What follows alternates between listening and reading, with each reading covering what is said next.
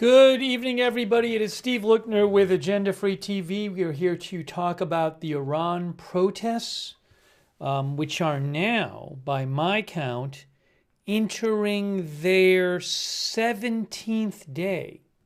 17th day, I believe, because they started on the 28th of December, and it is December 13th. It's the January 13th there.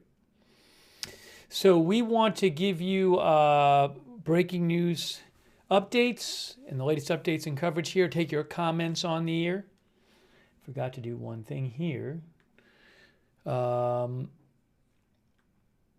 on one second. I am just making sure I have on the screen here. Keep some news on just to make sure I don't miss anything that happens. I'll fix that later.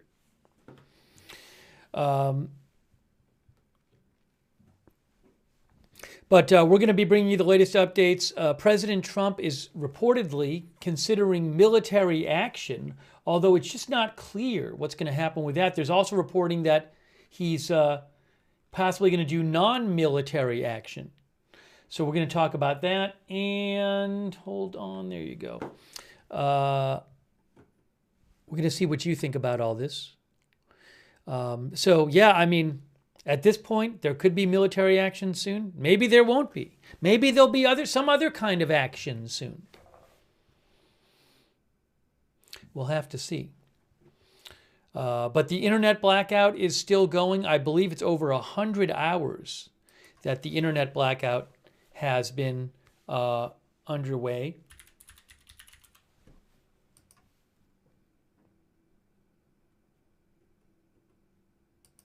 See, NetBlock says 100 hours.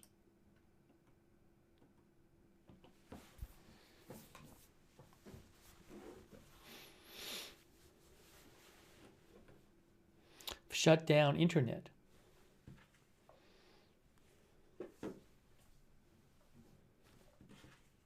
I want to make sure I have a couple channels up here just to make sure, stuff can happen while we're on the air.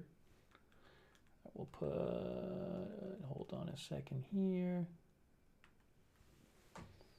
Thank you to all of our moderators. I really appreciate it. We have moderating right now Beth Mythical, Ruth, thank you. Leslie Ladyhawk.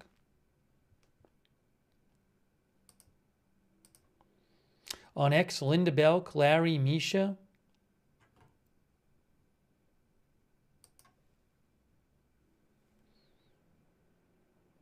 Idaho Star Matthew Kohai 3, Surly Dev on Twitch.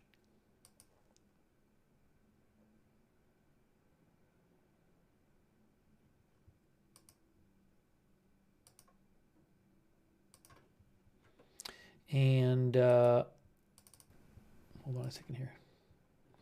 Margaret Riley moderating on Facebook, K. Lowry Body. Thank you to all of our moderators who are here. Also, thanks to our member, Jarrett Bottoms, 5368.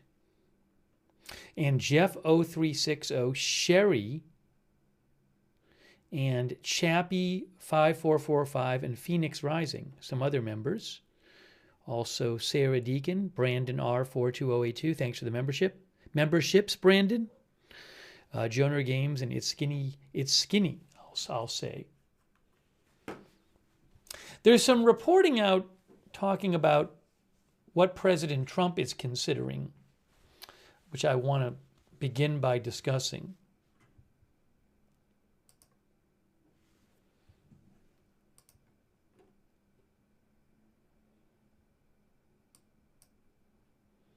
So we should talk about that. Hey, thanks also 86 GOP Forever. That's really nice of you. Thanks for the memberships. 86 GOP Forever. Make sure you thank somebody if they gave you a membership or a gift subscription.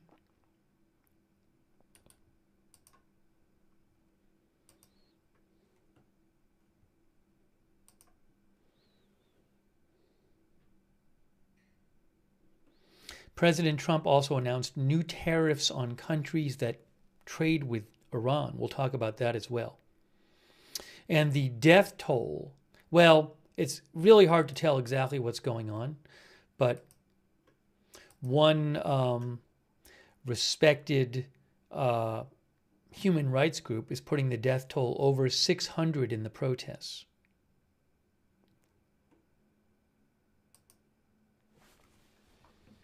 See this headline here. Death toll from Iran's protests reaches at least 646 and is expected to rise further, activists say. Again, very hard to get exact information out of Iran these days with the lack of information coming out. Reportedly, in addition to the usual internet, they've also been throttling Starlink as well. So, again, I can't give you exact numbers, but it certainly looks like there's been a very significant, violent crackdown on the protesters in recent days.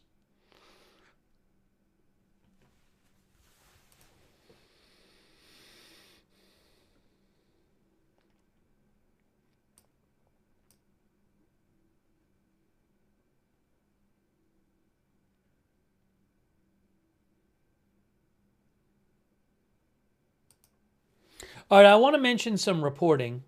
There's some different reporting about what Trump is going to do in terms of, he has said that if the regime kills protesters, he would be taking action against them and hit them hard, I believe he has said. Well, it's there's this question of what exactly that might involve. Hey, thanks to Susan Priest Buchner for the Facebook stars, by the way. Thanks, Susan. So, to begin with, I want to share, Axios has some reporting I wanted to mention.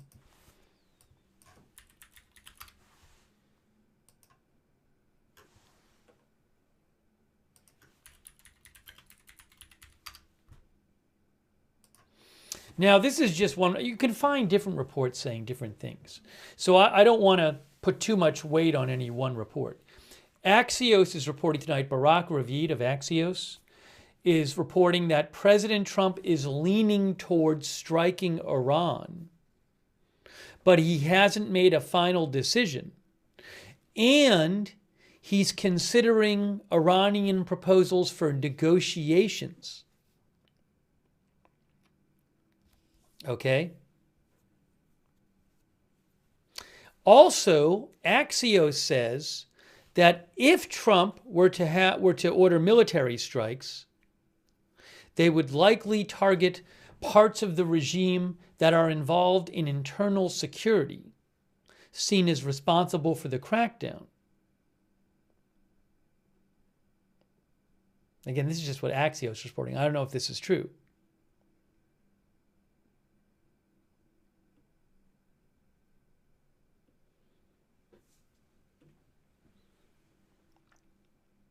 Oh, I believe Press Secretary Leavitt spoke today on this and said something about this. I can show you this, I bet.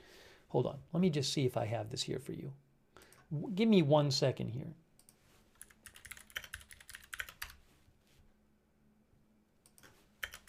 I forgot about that. I can pull it up.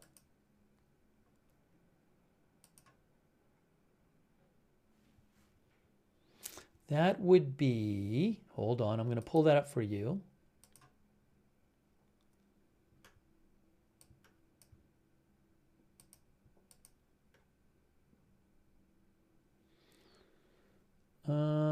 It would be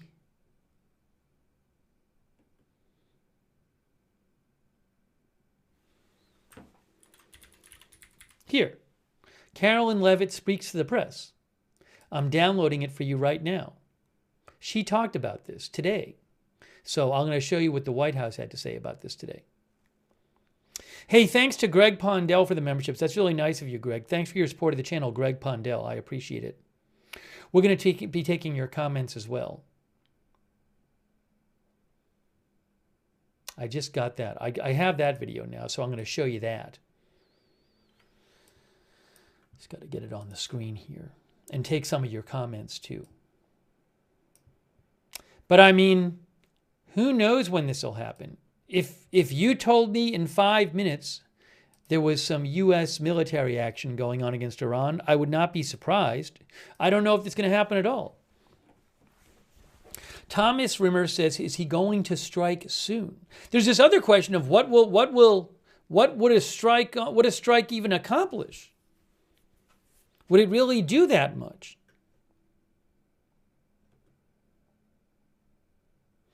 Nancy Holt thinks his negotiation probably is get out of Iran or else. That I don't know. There's talk that maybe Iran might be willing to negotiate restrictions on its nuclear program.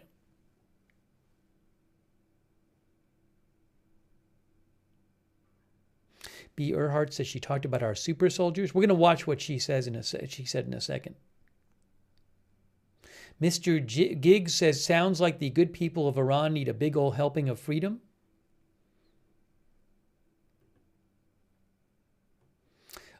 2012 White Tiger thinks that negotiating with Iran is a proven waste of time. Any doubts? Study the past 47 years.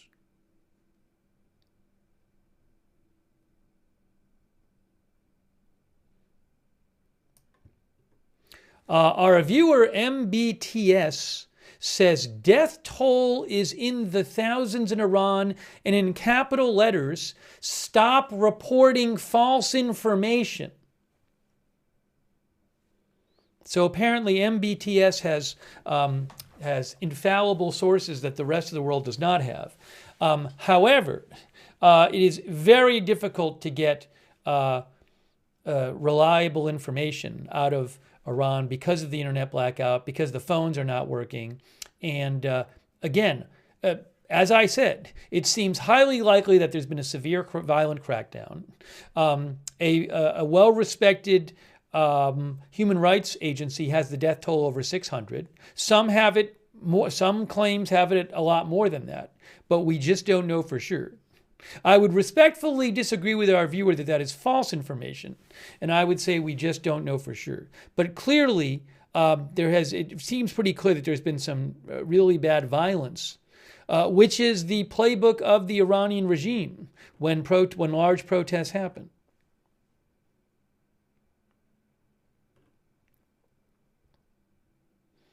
Bert Steinick, our viewer, says it might be true that a lot more deaths occurred, but we just don't know for sure.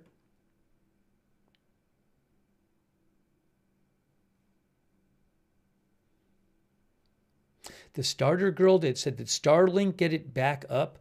I'm going to talk about this a little later. I was reading today a story talking about how it appears that Starlink has been, to a significant degree, restricted by Iran. But there's this question of could the U.S. maybe help with that and help get Iran reconnected? That's a whole other thing.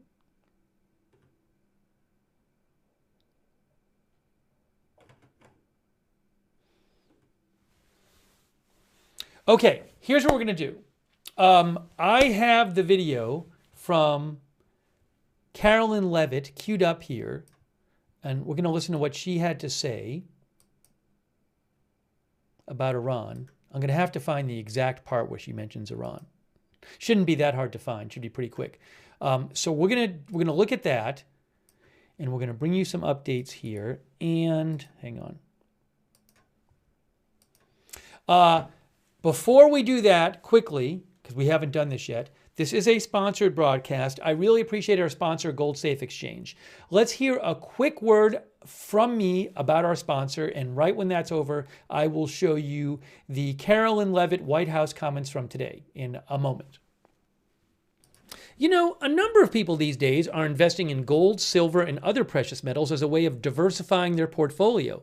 If you're interested in purchasing some precious metals, one way you can do that is with a precious metals IRA. This is an IRS-approved type of IRA in which your savings are invested into gold or other precious metals. If that kind of thing sounds interesting to you, if you want to know more, you can reach out to the folks at Gold Safe Exchange. They specialize in gold IRAs and other precious metals IRAs.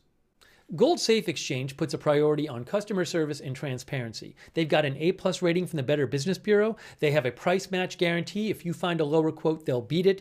And they explain their processes in clear language so their clients know what's happening with their money. Also, they abide by all government security and safety standards.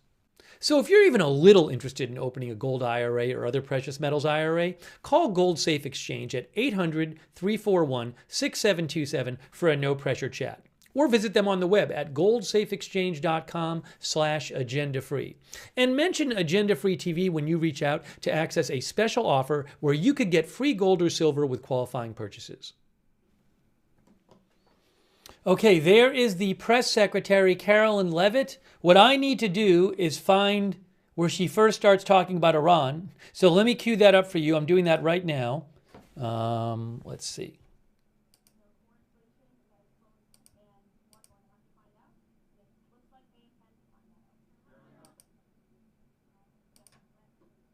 I think it's right here.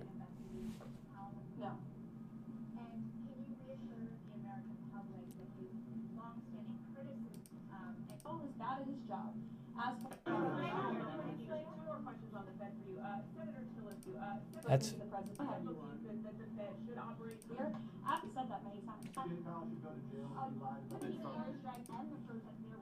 here. Okay, I am queued up. Hopefully you can hear this. It's outdoors, so it's a little hard to hear. This is earlier today. Let's listen to Press Secretary Carolyn Leavitt. Strikes off the table in Iran, and does he believe there's a potential path to end the protest? Let me rewind that for a second. Hold on. Same exact question as we just answered, and I just answered it. We'll let the Department of Justice determine that. Taking airstrikes off the table in Iran, and does he believe there's a potential path to end the protest there without military action? Well, I think one thing President Trump is very good at is always keeping all of his options on the table, and airstrikes would be one of the many, many options that are on the table for the commander-in-chief. Diplomacy is always the first option for the president. He's told all of you last night that what you're hearing publicly from the Iranian regime is quite differently from the messages the administration is receiving privately.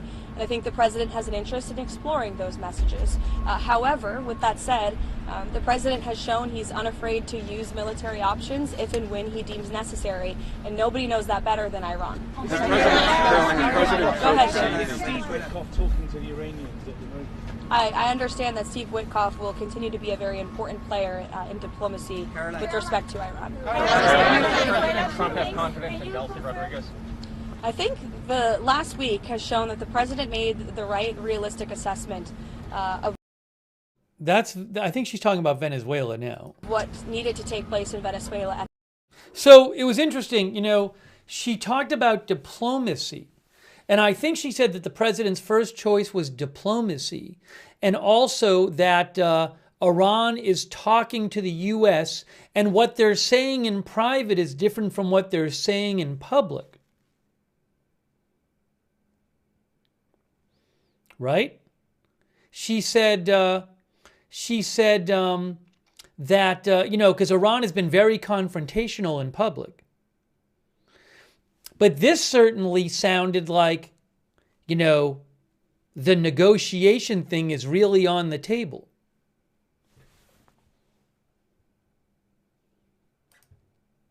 Give me 1 second here. Crime expert says no negotiation with this regime, or no diplomacy with this regime.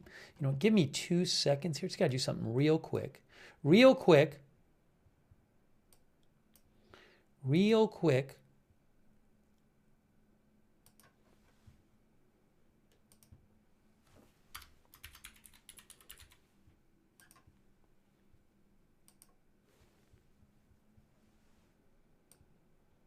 Thanks for your patience.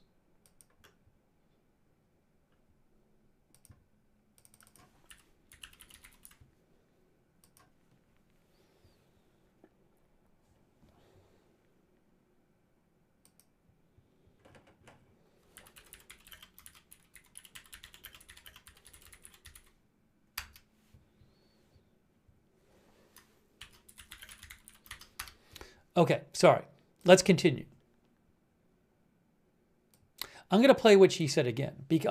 Progressive Dub says we don't negotiate with tourists. Is that a typo? But again, a lot of this is talking about negotiation.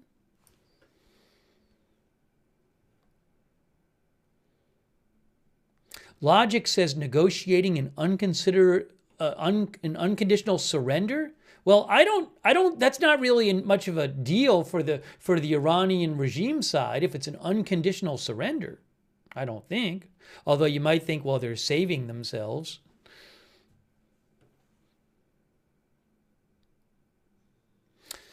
Dougie thinks it's hard to just take out Khamenei because there are still many regime loyalists in Iran. There would be widespread violence. Pucci and Bongo says you can't negotiate from a position of weakness. It's over for the regime. Let's hear what she said again today.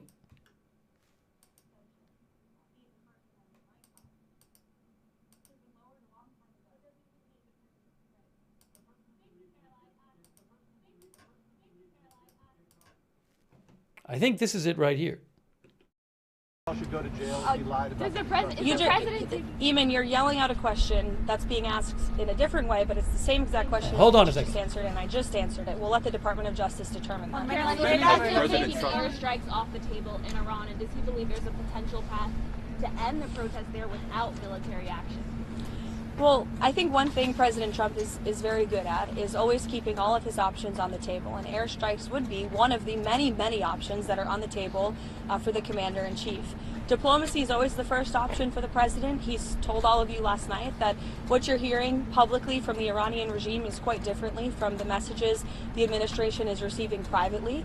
And I think the president has an interest in exploring those messages. However, with that said, the president has shown he's unafraid to use military options if and when he deems necessary, and nobody knows that better than Iran. Go ahead, Jim. Steve Lookner talking to the Iranians at the moment. I understand that Steve Witkoff will continue to be a very important player in diplomacy with respect to Iran. President Trump has confidence in Delcy Rodriguez.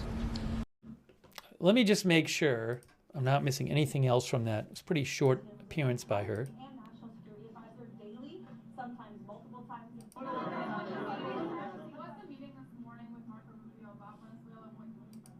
I think right now the main correspondence with the interim authorities is that we don't want to see people being killed in the streets of Tehran. Oh, hold on. Here's another part where I think she talks about it too today. Here. Back to Iran, is the objective in these discussions with Iran still complete denuclearization, or what else is the president looking for as he, engages in these discussions? Well, he's made it quite clear he certainly doesn't want to see people being killed in the streets of Tehran, and unfortunately that's something we're seeing right now. Caroline, Kelly. has Witkoff spoken with Iranian officials? I'll get to you, don't worry. Has Witkoff Kelly. spoken with Iranian officials today, and has President Trump spoken with Elon Musk about the internet situation there as well? I understand he has spoken to Elon about that. Yes, he talked to all of you about that on the plane last night. What was your first question, Kelly? Has Witkoff spoken with Iranian officials today? Could you give any updates on those conversations? I haven't spoken with Mr. Witkoff today about that, but we can certainly get you an answer. Archbishop Coakley is here. President Trump is meeting with Archbishop It's of Coakley. great interest to you, I'm sure. Absolutely, and they may be speaking as we're speaking. Can you give us a preview of what they'll be talking about? Or All right, let me just check if there's anything else there about that. There was an official from the Iranian government. Hold on. Here's something else about Iran from today. Can't even finish my answer. Everybody's screaming. Go ahead, Monica. What did the president mean the last night when he said that Iran had called to negotiate and that there may be a meeting that is set up? I mean, what else do you want me to explain by that? Who called and who would be a part of that? There was an official from the Iranian government, I believe it was reported earlier, that reached out to a member of the president's very close team, Special Envoy Witkoff, expressing a far different tone than what you're seeing publicly. Secretary Kristi Noem has been front and center in response to this ICE. All right, I'm just checking for other Iran questions. Out in the streets from a city, and this administration, or rapists and all right, that's it. So we saw everything. We saw everything she said from her appearance today. By the way, I just saw in my inbox the President Trump schedule for tomorrow.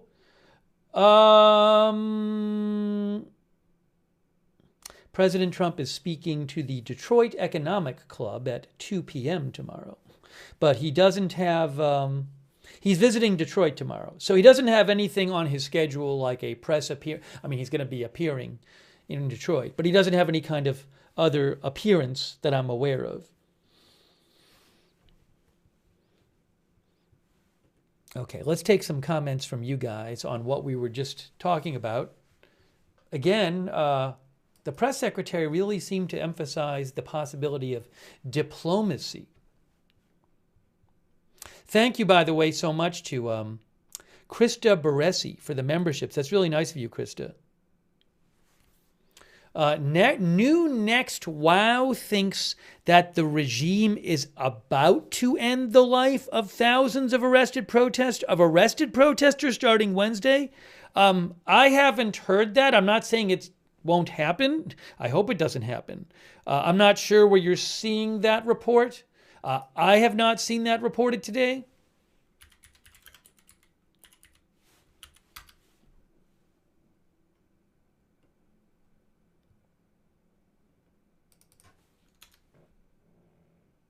I mean, throughout this whole,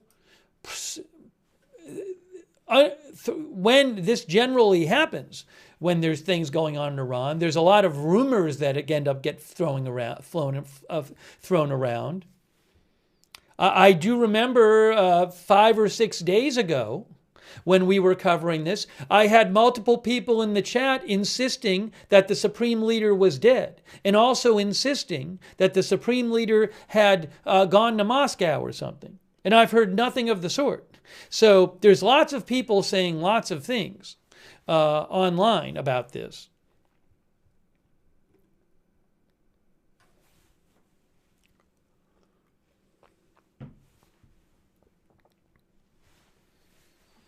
Soccer fan Machado thinks you can't negotiate with extremist Islamic dictators.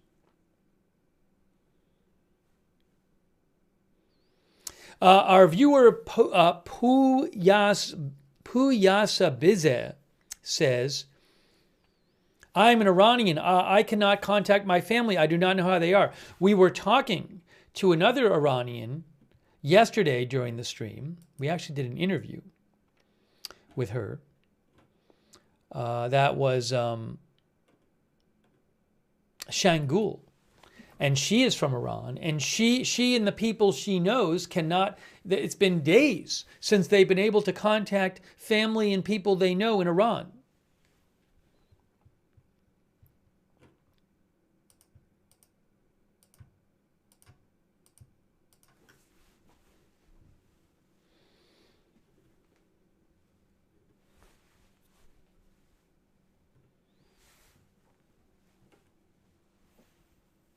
Lidio Deman, our viewer, says, I expect a strike this weekend by the U.S., something non-crucial military target.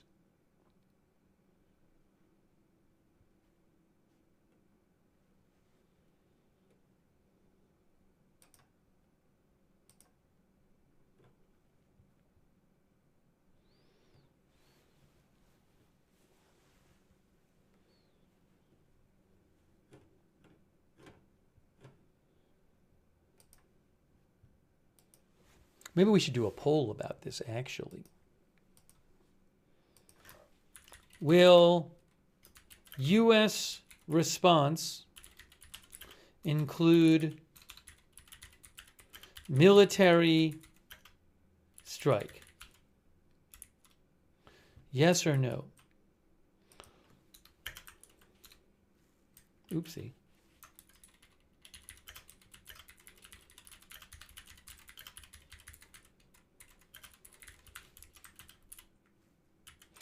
So hang on a second. I'm typing it for the third time.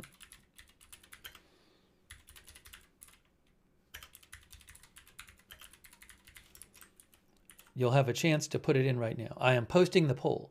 I am posting the poll right now. Unfortunately, I can't post it on Facebook because their polls have been broken for months. I'm sorry, Facebook viewers.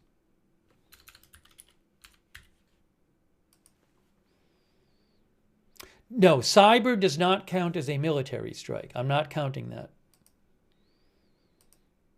in the definition of military strike. All right, let's show you what people said about this. Oops. You can see the headline there from AP. Trump says Iran wants to negotiate as the death toll in protests rises to at least 646. That's from AP. All right, I said to you,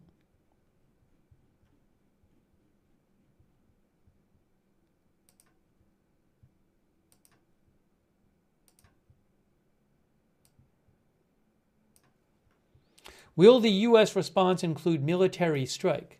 76% on YouTube say it will.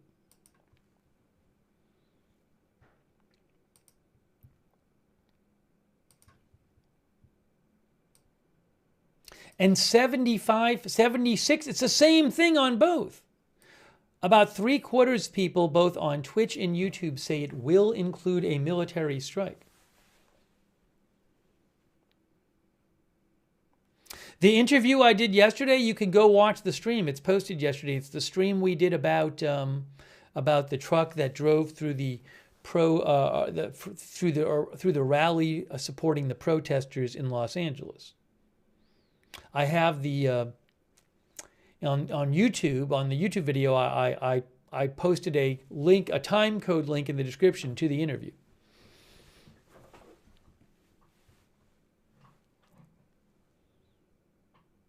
So most of you think yes. Our viewer, Atari Jaguar Fan Cannel, says regime change by airstrike has never and will never work. You can take out key figures, but never a whole regime.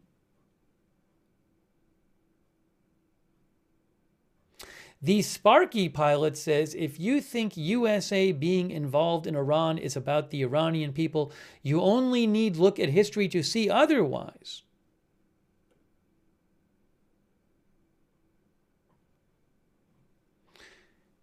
Sean Lindsay says, Iranians are our brothers and sisters. It's the government that left their people many, many years ago.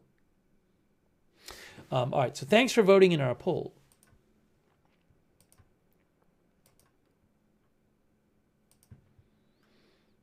Also, hey, thanks so much to Ralph Holzer. Thank you, Ralph. Maybe we will do more interviews. Thank you, Ralph. Also, hold on a second here. Give me 1 second.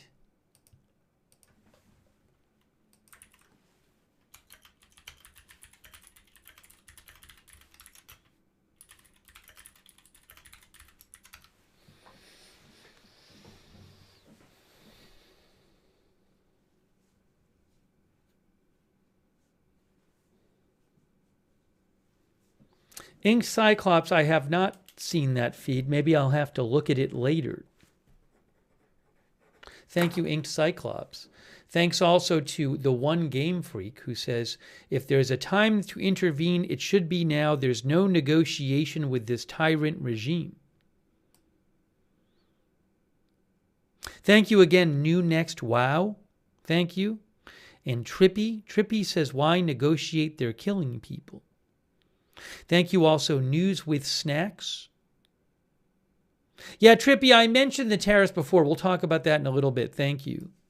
Thanks, Keel Patton and Mitchell Pilot, who asks if there's good sources on the number of missiles Iran is capable of launching right now. I don't know if that's really well known, certainly to the public. But we can talk about that in a bit too. Mitchell Pilot. Thank you, Mitchell Pilot.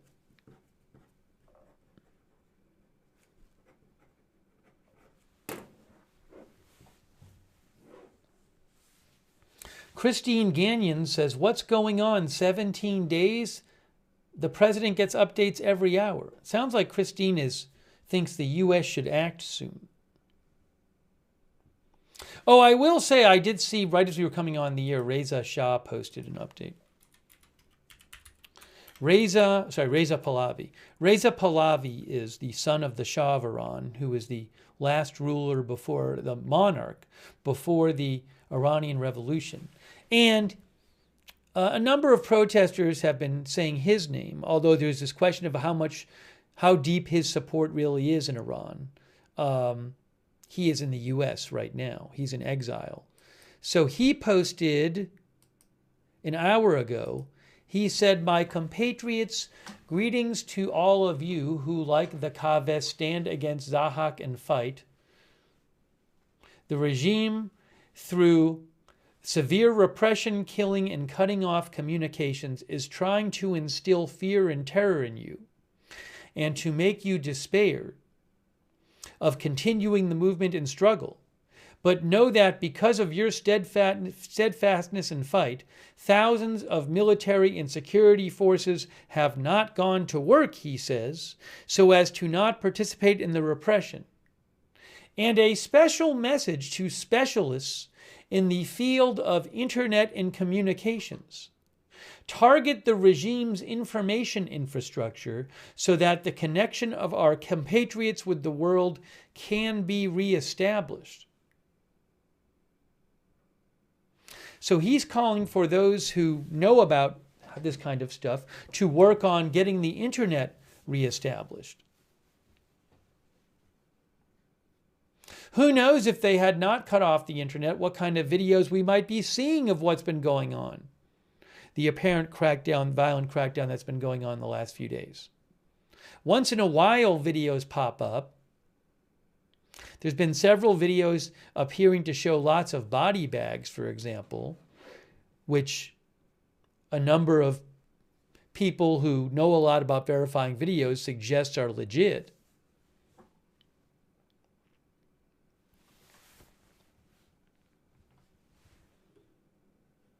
Roger Shoemaker thinks video makes all the difference. 10 hours ago,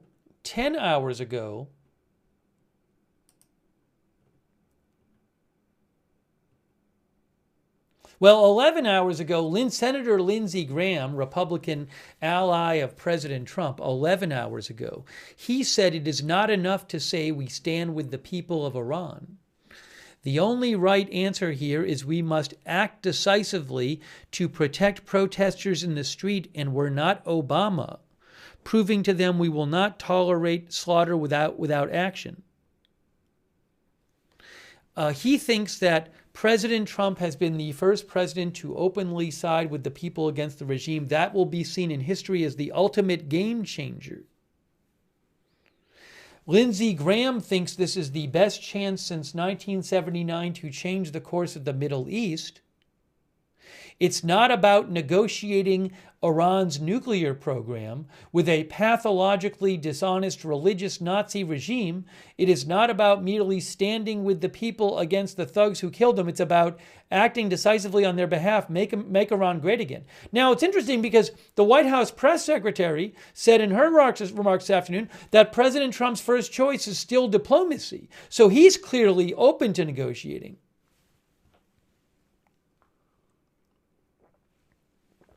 It also is not specifically said in that post from Lindsey Graham what exactly is he proposing that the U.S. do.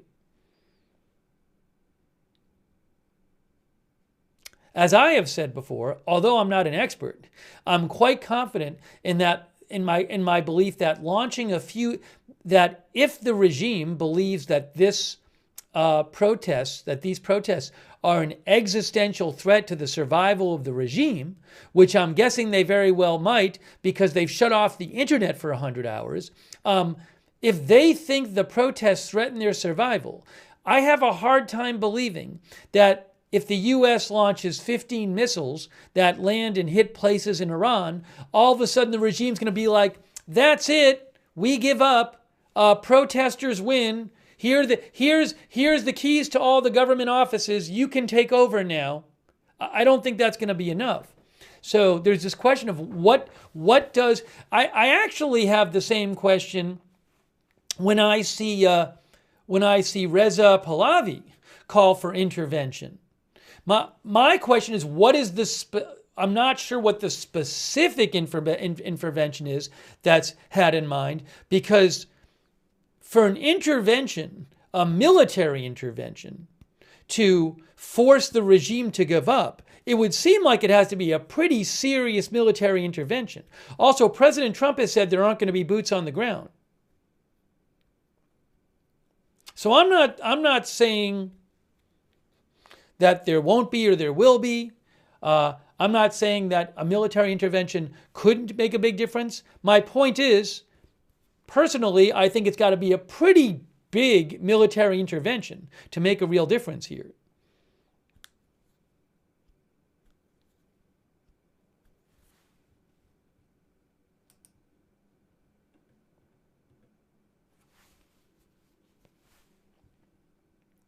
Anyways, Reza Pahlavi said about 10 hours ago, after Lindsey Graham posted, Senator Graham is right. President Trump is not Obama. His words of support for the protesters in Iran show that now is the time to act. The president is a man of action and a man of peace. Now he can help to bring about the greatest peace the world has ever seen by helping Iranians finally end this criminal regime. The regime is weakened on its back legs. The people are ready to topple it. They do not need boots on the ground, he says. All they need is the action of the leader of the free world. Now, he doesn't specifically say what the action is. I just want to point that out. Negotiating with this criminal regime, who is still threatening America and the president, will not bring peace. He was posting this right around the time that Carolyn Levitt said that President Trump's first choice is negotiation. Reza Pahlavi says, immediate action to support these brave protesters will save thousands of lives and bring lasting peace to the region. That will be President Trump's legacy.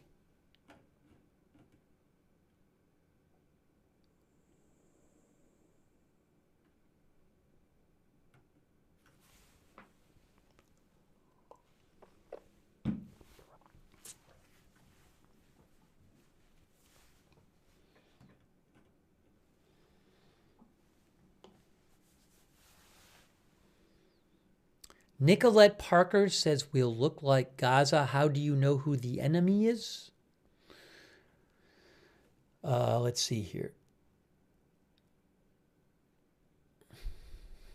Bark, Bark, Bark says, get ready for our draft orders. Dean R says, remove the leadership. Harry Sound says, what comes after the regime? Diane Allworth says, don't negotiate with terrorists.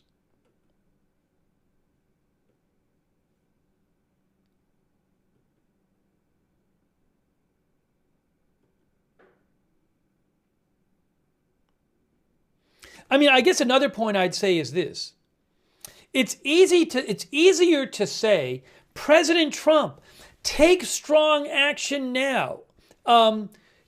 Take strong action now. You can protect the protesters with your action, and you can help overthrow the regime. And people hear that and they're like, yeah, awesome. I mean, a lot of that sounds great to a lot of people. But notice that when you say that, you're not getting specific about what that strong action would be. If you were to say, oh, I guess we need boots on the ground. Now, Reza Shah thinks you don't need boots on the ground. But then the question is, what are we doing there?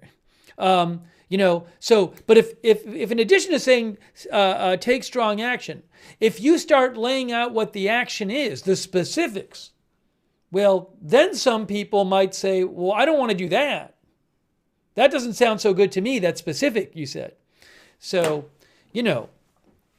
I'm hearing a bunch of a bunch of the prominent people supporting supporting action, military action, are saying, take military action.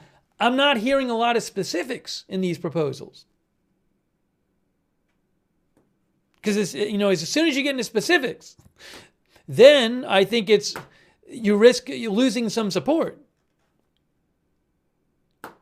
I don't know what President Trump's going to do.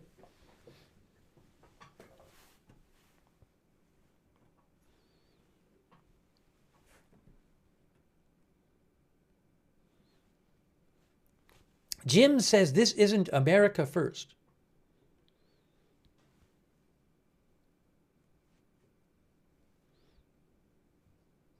Sharon Patton thinks strong action would cost a lot of lives. Innocent lives.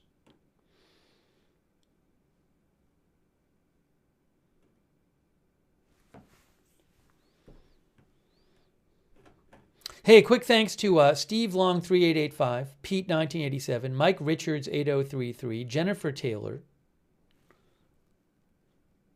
I want to shout out our mods again too. Loanato on Twitch. I got behind on thanking people on Twitch. Loanato, Stunned in the North, Desi, Big Dog Gaming, Bravo Alpha Echo, Carbon Forms, Caleb 1333.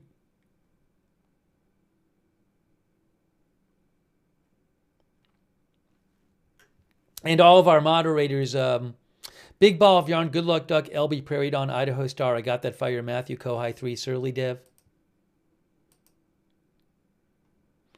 Leslie, Lady Hawk, Roberts, May Queen, Ruth,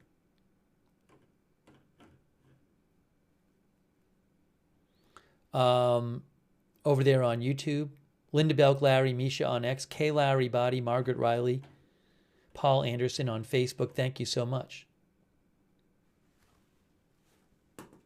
Is there a military action which is strong enough to ensure the downfall of the regime, to ensure the victory of the protesters, to ensure regime change? Is there a military action strong enough to do that, but not so big that President Trump would not have the political support to do it? For example, in theory, you could have a full-scale U.S. invasion of the Iran. That's not going to happen. Even if President Trump wanted to, which I don't think he does, I don't think the country would support it. Yeah, if that was successful, it would certainly overthrow the regime. So the question is, I've talked about this before. I don't know what the answer is. I don't know if there is a military action that's strong enough to get rid of the regime and ensure that the protesters take over and everything's all wonderful there. And it's also something that President Trump's willing to do and that the country is willing to support politically.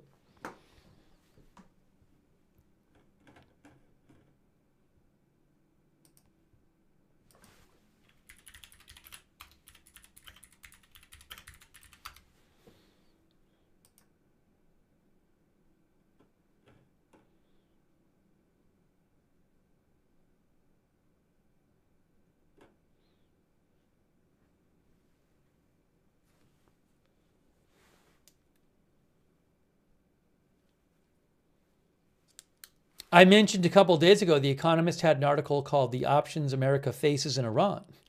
And among the things it says that President Trump has a dilemma.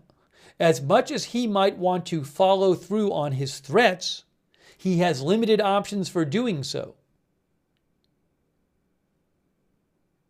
America can give the opposition a boost, but it's unlikely to be a decisive one.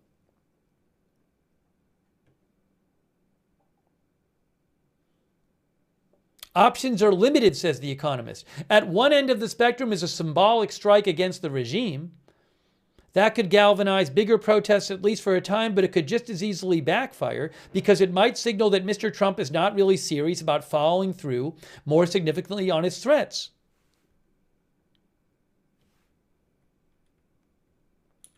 President Trump might consider a more expansive attack against the Revolutionary Guard Corps. But a bombing campaign cannot stop the Revolutionary Guard Corps and other groups like the Basij from shooting protesters in the streets.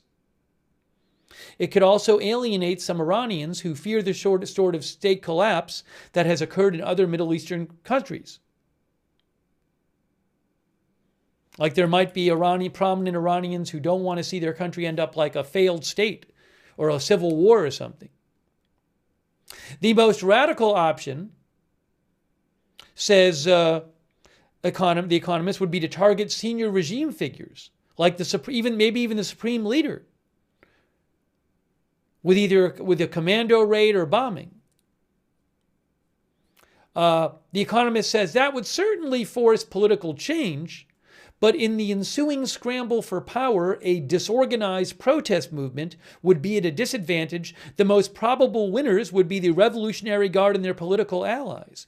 And also they say, so again, I know I'm sounding a bit like a broken record, but my point is, in all this talk about military action and do something and help the protesters, and now's the time to do it and to take action and help, and you have all these prominent people talking about this, I hear very little specifics. And the specifics is the problem. That's basically what that article goes into. I'll post a link to the article.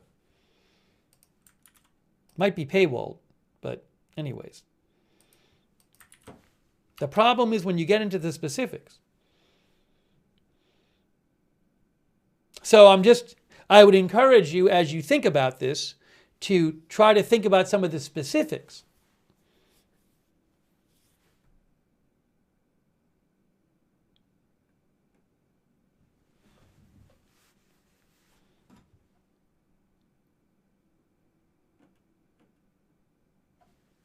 Yeah, I'm not talking about, guys, I'm not talking about the specifics. I don't expect the U.S. government to say exactly what it's going to do. My point is not about operational secrecy. My point is, and the point of this article I just told you about is, it's not clear that there is any specific action that would be strong enough to overthrow the regime and put the protesters in charge and completely transform the state of Iran, the country politically, and yet that it's something that President Trump is realistically going to consider doing, or could realistically consider doing. My point is not tell me exactly what you're going to do. It's tell me in theory what you might do, regardless of what they actually do. The point is, what is even in theory the action that they're going to do that's going to be strong enough to be effective, but still be practically and politically doable? That's the point.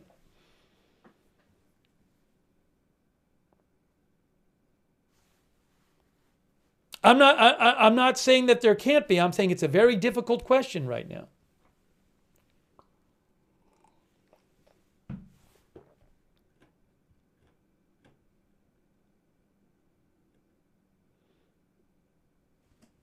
Robin and Max says, well, we just saw what we did in Venezuela. Right. In Venezuela, the U.S. went and they captured one person and his wife, and the rest of the regime is still in power. And the current leader in Venezuela is the vice president of the Maduro regime. And the opposition leader and the person who won the election, apparently, a year ago, who was basically a placeholder for the opposition leader, they're not involved in the government at all. So that is not, I don't think the people who want regime change in Iran do not want a Venezuela type of situation.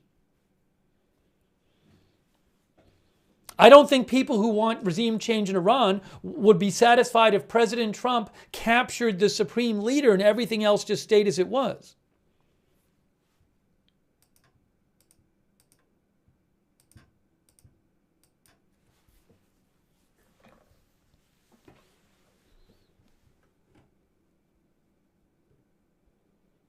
So I would encourage you, just when you're thinking about this, it's one thing to talk in generalities, but try to think about specifics.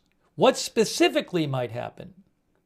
What's the specific thing that the U.S. might do? Will that work or not? What kind of effect will it have? Is it politically even doable?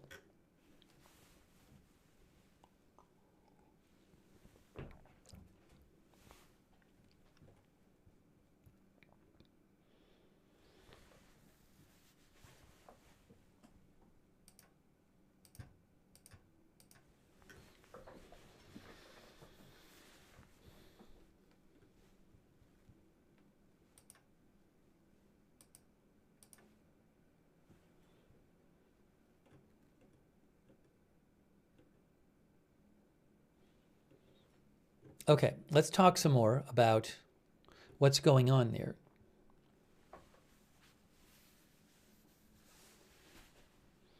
Jesse Video says if something does happen, it might not change anything anyway.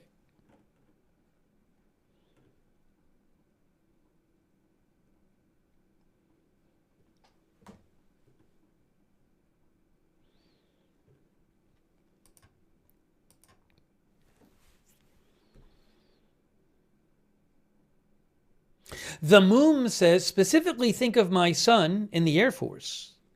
Thanks for his service, by the way. And others enlisted who will have to carry out this and other planned invasions. Thank you, The Moom.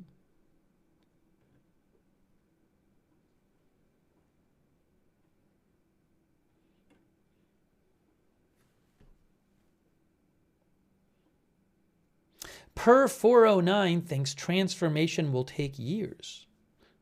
Fred Flintstone says, what's going to replace the regime?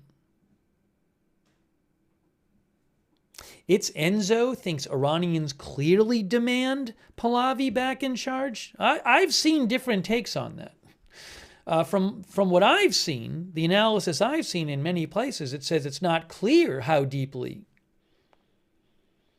Iranians support Pahlavi.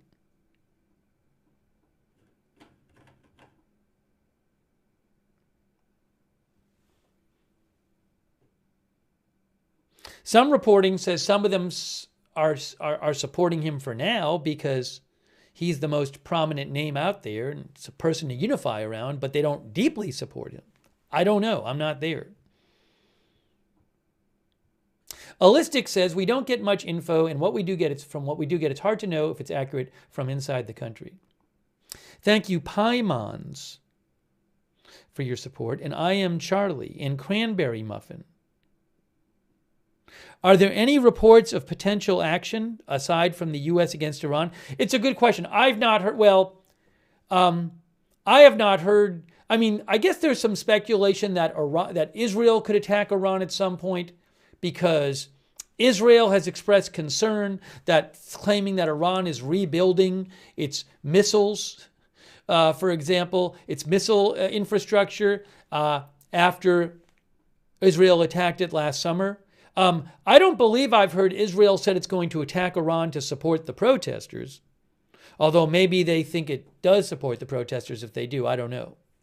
I don't know if, but you know, Israel has been talking about, Prime Minister Netanyahu has been talking about apparently, reportedly, the rebuilding of their military. And maybe nuclear.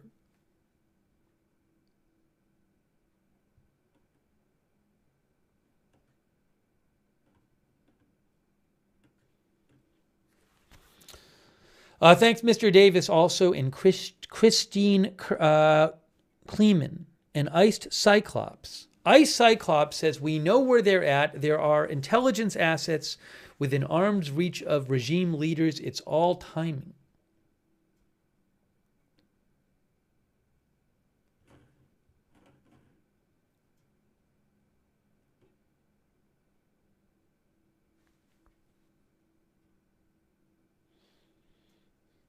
Danny from Cali thinks we just want their oil. By the Sea says you've got to change the mind to the Revolutionary Guard. I've said before, one thing I've seen in numerous analysis of this situation, a number of articles I've read and analysts I've looked at have said a big thing they're not seeing yet is prominent defections from the regime.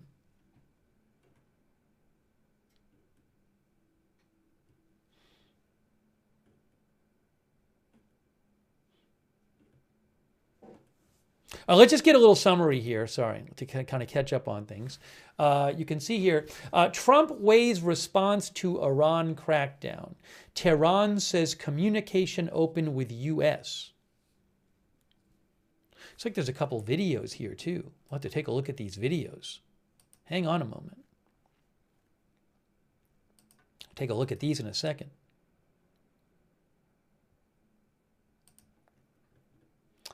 So Reuters reports, Tehran said today it was keeping communication channels with Washington open as President Trump considered how to respond to Iran's deadly crackdown on nationwide protests, one of the gravest tests of clerical rule since the Islamic Revolution in 1979. Adding to threats of military action, Trump late on Monday announced that any country doing business with Iran, a major oil producer, will face a new tariff of 25% on its exports to the U.S. Now, I will say about this, there are some questions about this announcement.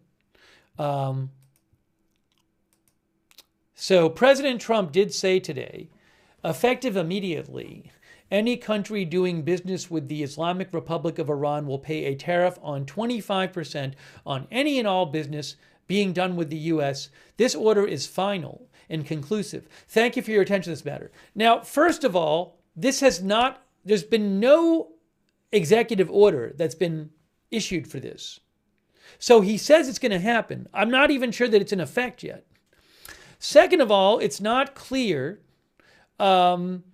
as the Wall Street Journal pointed out, it's not clear if the 25% is on top of other tariffs or not.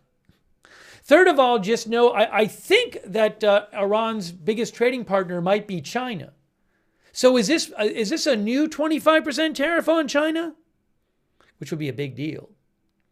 Also, the Wall Street Journal pointed out that the legal basis for Trump's doing this, so for President Trump to do this and for it to actually take effect, he's got to do it, it's got to be within his constitutional power to do so. And you might wonder, well, why does he say it's in his constitutional power to just do this, just declare it and do it?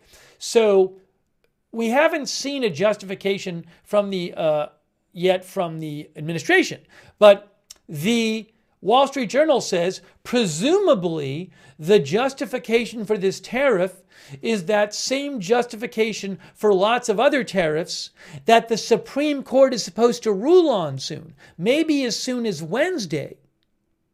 So if the Supreme Court comes out and says, no, all those tariffs that President Trump justified by appealing to a certain law, those all have to go away, then this might have to go away too. So there's a bunch of, I just want to make sure you know, there's a bunch of questions about all of this.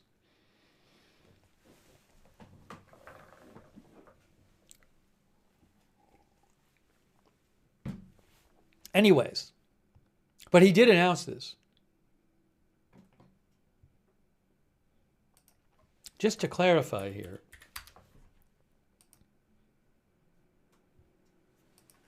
let me double check my point about China.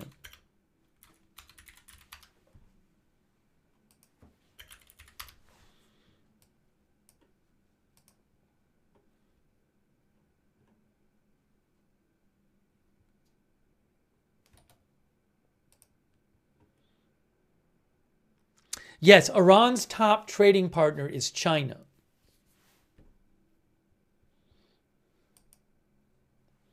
Anyways, we'll take some more comments in a second. I just want to get back to this summary of things.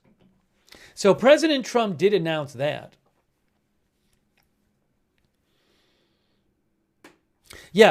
President Trump said his tariff order is final and conclusive without providing further detail about the legal authority he would use to impose the tariffs or whether they would be aimed at all of Iran's trading partners. The White House did not respond to a request for comment. Iran's mission to the UN declined to comment on Trump's tariff announcement. Iran, already under heavy U.S. sanctions, exports much of its oil to China, with Turkey, Iraq, the UAE, and India among its other top trading partners. So is there going to be a new 25% tariff on China, India, the UAE, Turkey, and Iraq? I don't know. Seemed like a big deal if so. Trump has warned Iran's leaders that the U.S. would attack if security forces open fire on protesters. On Sunday, he said the U.S. may meet Iranian officials, and he was in contact with Iran's opposition. Iran's leaders are facing fierce demonstrations that evolved from complaints about dire economic hardships to defiant calls for the fall of the deeply entrenched clerical establishment. I mentioned this before. U.S.-based rights group HRANA, which has I guess a good track record on these things. And also their track record is they give conservative estimates.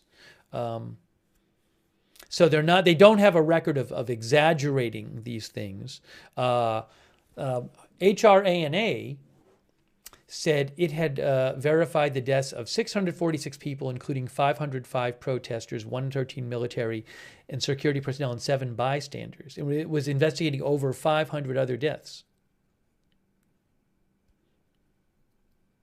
They say over 10,000 people have been arrested.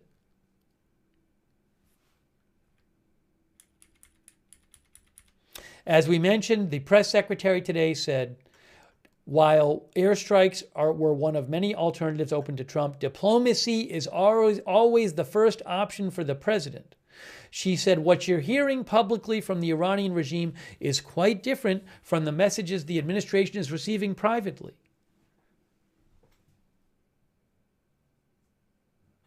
The Iranian foreign minister said Tehran was studying ideas proposed by Washington, though these were incompatible with U.S. threats. He said communications between Steve Witkoff and me continued before and after the protests and are still going. Oh, and then this other announcement came from the State, I think it was from the State Department. Now, I don't really know. I see people reading into this. I don't know. U.S. State Department announced this. They said, security alert. Protests across Iran are escalating. Increased security measures, road closures, public transportation disruptions, and internet blockages and are ongoing.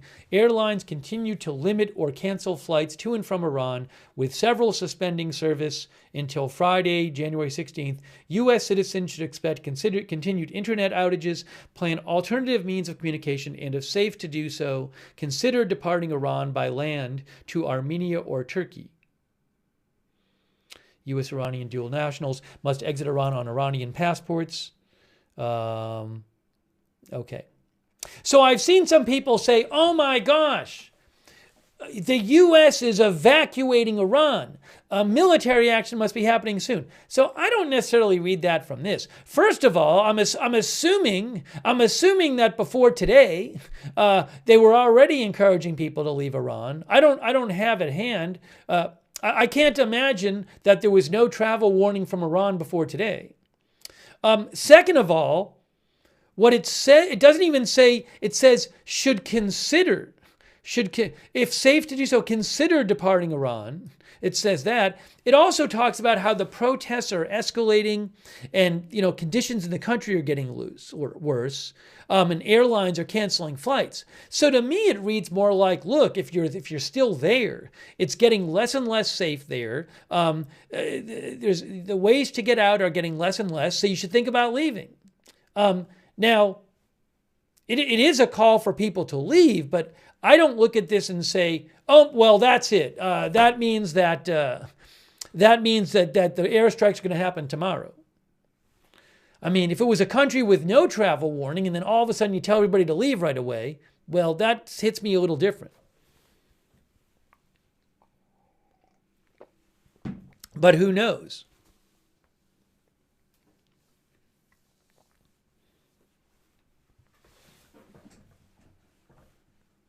So that got posted today.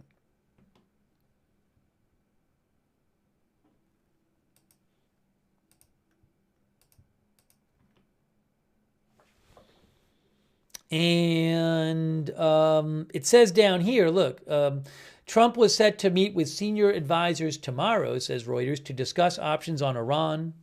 The Wall Street Journal reported that those options included military strikes using secret cyber weapons, widening sanctions, and providing online help to anti-government sources.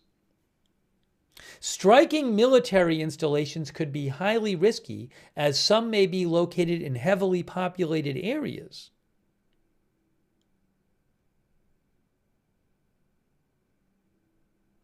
Now, Iran has given warnings to the U.S. about retaliations, which they often do.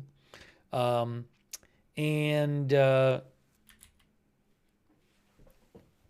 Speaker of the Iranian parliament warned Washington against a miscalculation. He said, "Let us be clear, in the case of an attack on Iran, the occupied territories, Israel, as well as all U.S. bases and ships, will be our legitimate target.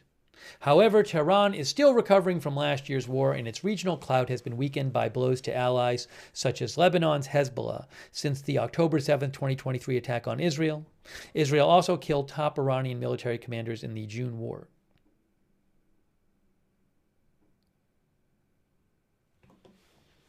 So what do you think is going to happen?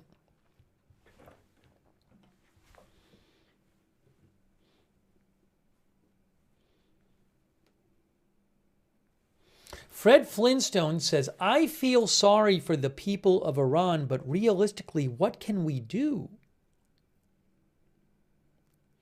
Rum Red Bull says, "Why U.S. interference and not Saudi?"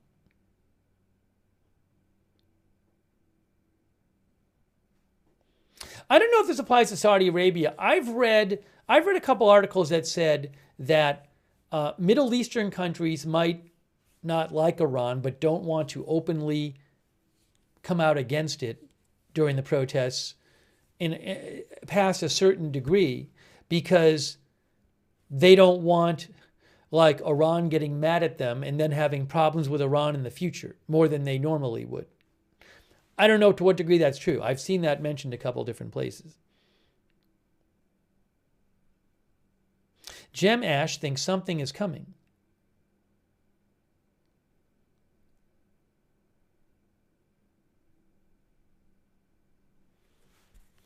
Nikita says Iranians will overthrow them internally stronger if USA hits their military infrastructure.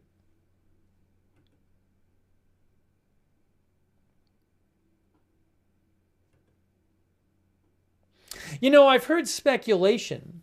Sometimes you hear speculation in articles talking about would the U.S. say attack Iran's oil facilities? You know, attack its ability to make money, which would hurt the regime. Now, I certainly understand that. I understand the pro of that. But it would seem that a con of that would be that if you do something which negatively impacts the already terrible Iranian economy, you could cause suffering to the people of Iran. You know, so you might, like on the plus side, you might think, oh, it hurts the regime. But if it hurts the economy, it could also really hurt the civilians. So I don't know how the administration thinks about that.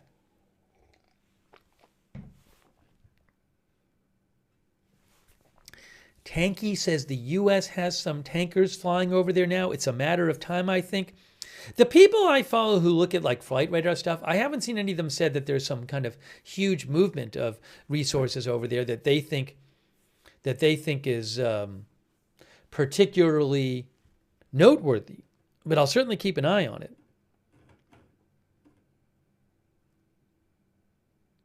Remember, the bombers flew directly from the U.S. to attack the nuclear sites, though. So in theory, you wouldn't even have to have, for some strikes, you wouldn't even have to have planes go over there in advance.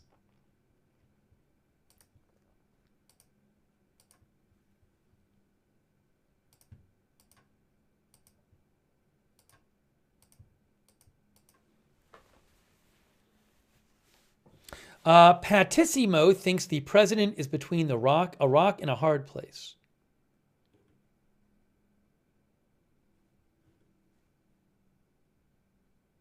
Mitchell Cray thinks we have plenty of assets in the area already. What the U.S. doesn't have is an aircraft carrier, though.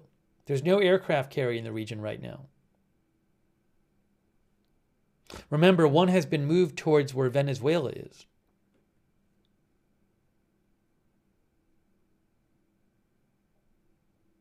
Ben Van says we don't need carriers over there. We're saving that for China. I'm going to show you a video in a second. By the way, thanks to our subscribers on Facebook, people like Sharon Klassen Goslin, Diane Allworth, thank you.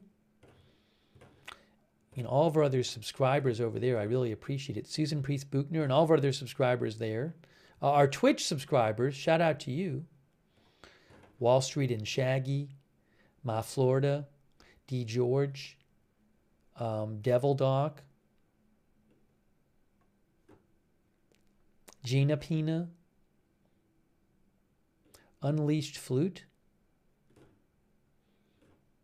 Amalian, all of our YouTube members too, like Michael Avery, Mike J, Cogito, Christine Gagnon, Around House, Dean R, Patissimo, Rum and Red Bull, Hasseldehoff, Roger Shoemaker, Marcus G, Evelyn in Maine, RM Gibbs, Blue something, Bluesy Girl, there's another Blue there too, Blue Snake Jake, Gary Baines, Chirkalon, Sokadeb.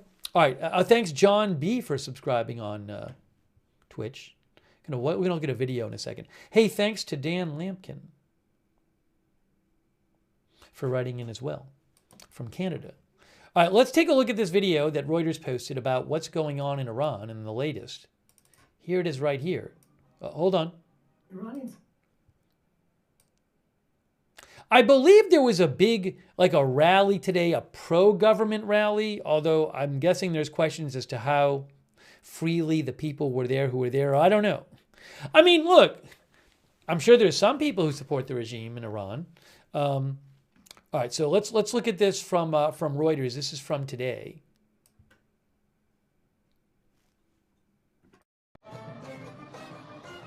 Iranian state television on Monday broadcast funeral processions for people who authorities claimed were killed during, quote, terrorist actions led by the United States and Israel. Tehran has accused the U.S. and Israel of fomenting trouble after a violent crackdown on protests over the weekend. Right now, we have a number of 490 confirmed protester deaths. That includes 8 children. Skylar Thompson, a deputy director at Human Rights Activists in Iran, based in New York, told Reuters on Sunday her group tallied more than 10,000 arrests in 2 weeks of clashes between protesters and government forces. We have seen the use of lethal force indiscriminately against protesters, and we have evidence of close-range gunshot wounds. We have evidence of tear gassing. We have evidence of military-grade weapons being deployed on individuals protesting in the streets, and this is absolutely unacceptable. Iran has not given an official death toll, and Reuters was unable to independently verify the tallies. The flow of information from Iran has been hampered by an internet blackout since Thursday. Iran's current protests began on December 28th in response to soaring prices, before turning against the clerical rulers who have governed since the 1979 Islamic Revolution.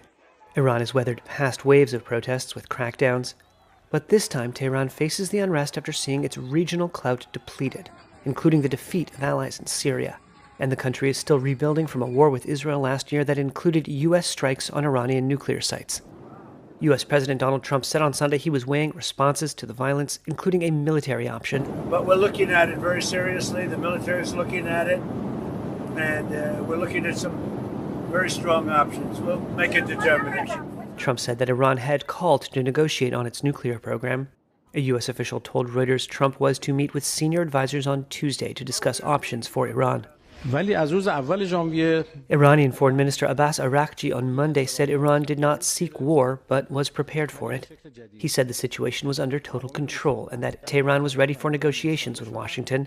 Araghchi said more than 50 mosques had been set on fire since the protests erupted, and that, quote, no Iranian would attack a mosque.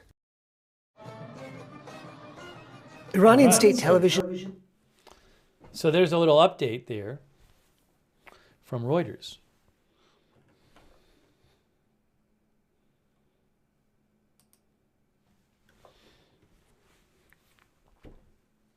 You know, I did see today, I forget where I saw it, that video mentioned military-grade weapons. There was one claim I saw today online, one claim that there had been tanks used against the protesters. Now, I hadn't seen that anywhere else. I haven't seen videos of it or anything. I'm not saying it's not true. But there's been some reports that, you know, military weaponry was used against protesters. I don't know.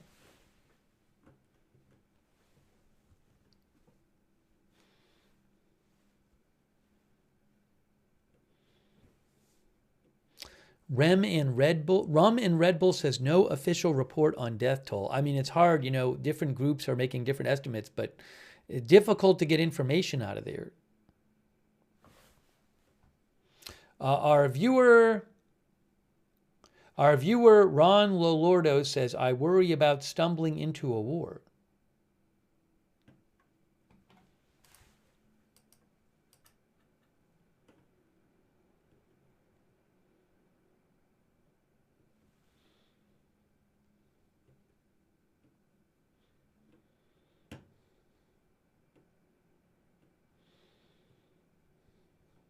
Checking some of the messages people sent me as well.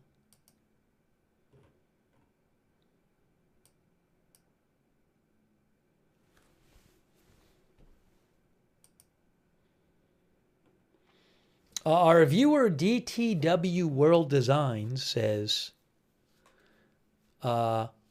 airstrikes provide support to Iranian people by denying regime key resources. Regime's change is still by the people, said DTW World Designs. Also says, taking out Revolutionary Guard is America first, as they have made the world dangerous for Americans as long as they have been in power. Thanks for writing in, DTW World Designs.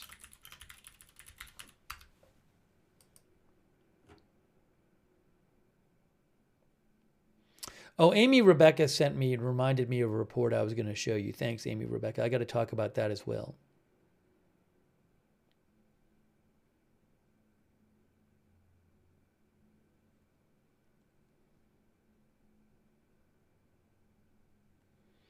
Rolling along, our viewer talks about the idea of giving frozen assets to the protesters. They are the boots on the ground.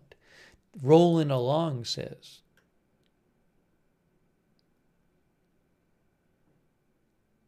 Karen Moore thinks the fact that there are no aircraft carriers by Iran at present might be a factor. No support for strikes if needed. That's what Karen said.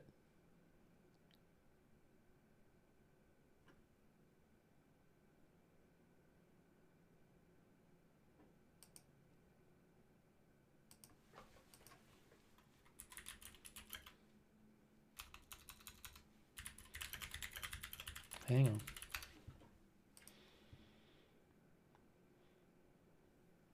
Murph says if Iran contacts the White House saying they want to talk, they are just trying to save themselves from getting bombed, as clearly the IRGC is oppressing the people of Iran with the regime and dictatorship of Ali Khamenei.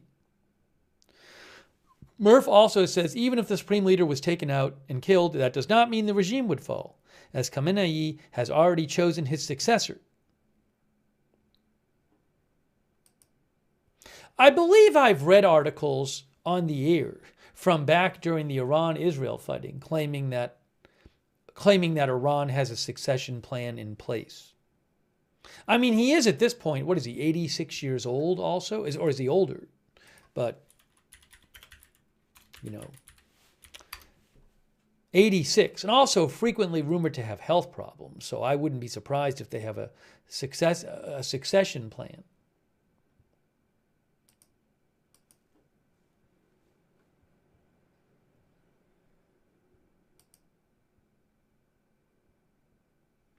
James B., our viewer, thinks any military action on Iran should distract the regime enough to be of help to the protesters.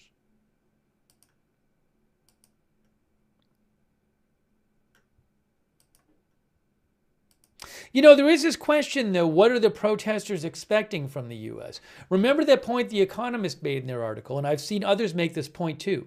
If the U.S. does some token strike, they fire a few missiles and that's it, it could actually reduce the motivation of the protesters. If the protesters think there's going to be some huge military intervention by the U.S., and then they see what the U.S. does and it seems like less than they thought, that could, be deflating to the protesters. I don't know what the protesters are expecting the U.S. to do.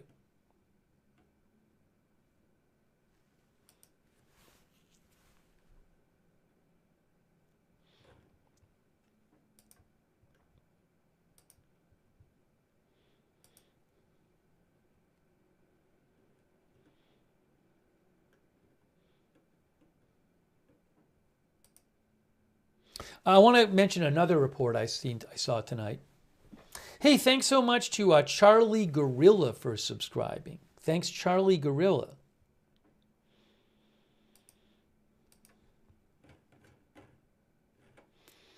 Thanks, Always Questioning, who says, been on the brink of war with Iran for 50 plus years. Thanks also Douglas Nutter for being a member, Bathtub Mary for being a member. Thanks, John R2Y2T. John, I have not heard that actually reported anywhere that I've seen. Thank you, John. John asked about Ayatollah fleeing to Russia. I have not personally seen that reported anywhere I would consider remotely reliable. Just what I've seen.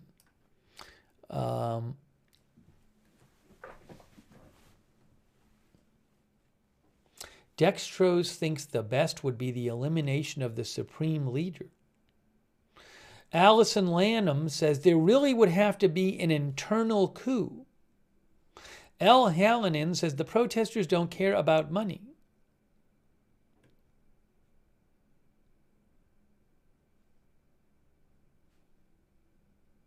R.M. Gibbs says, could the U.S. freeze assets of theirs somehow? I don't know. It's possible that that assets that could have been freezed have been frozen. I don't see that talked about as a big option, although who knows? I've seen like increased sanctions enforcement discussed as an option. But there's already a lot of sanctions on them anyway. So the New York Times is saying tonight that the Pentagon, first of all, they're saying, like a lot of other outlets, and like the White House itself said today, that President Trump is exploring options for diplomacy in addition to considering other options like military activity. The New York Times says that the Pentagon is presenting a wider range of strike options to Trump than previously reported. They say possible targets include Iran's nuclear program going beyond the U.S. airstrikes in June and ballistic missile sites. But an official told the New York Times the most likely military options would be narrower ones, like a cyber attack or a strike against Iran's domestic security apparatus. Also, the New York Times claims any attack is at least several days away and could prompt a vigorous retaliation from Iran.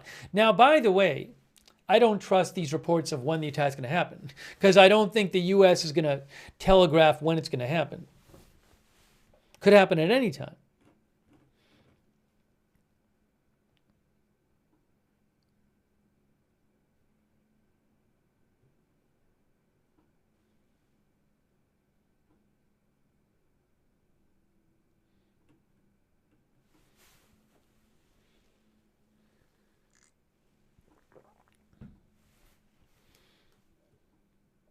There was an interesting article today about possibility of getting the possibility and the difficulty of getting the internet back online, which I might talk about too.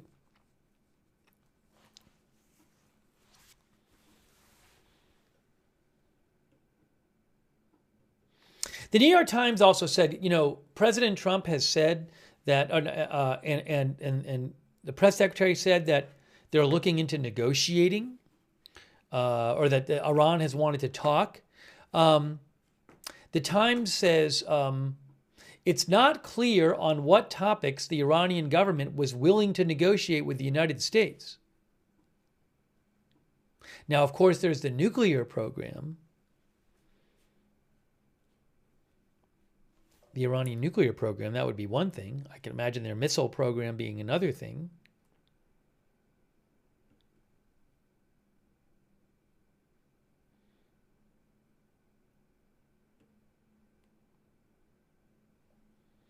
One expert that the New York Times talked to said, they said, I'm paraphrasing here, but basically said, well, they've already lost a lot of their nuclear program.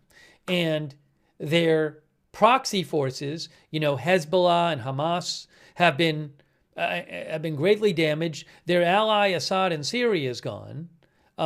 So they have less to negotiate with, less to give up, because they've lost so much.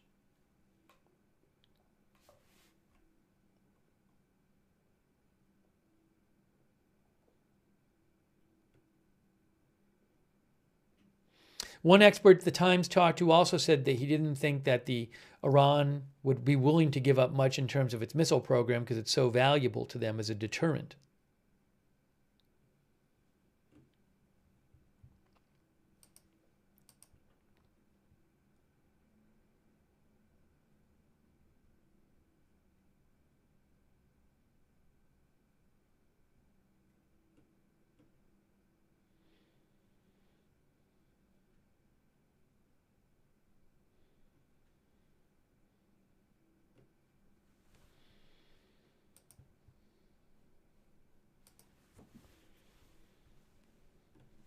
All right, hang on a moment here.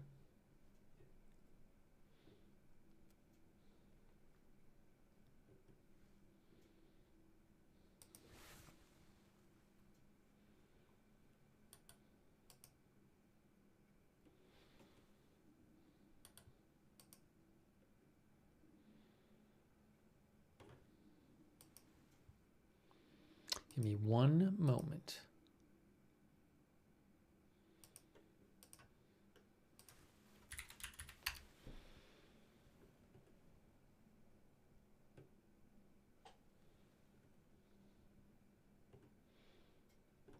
By the way, I do have an update about that incident yesterday I'm going to mention, about the U-Haul truck. I want to talk about that for a second. There's an update about that.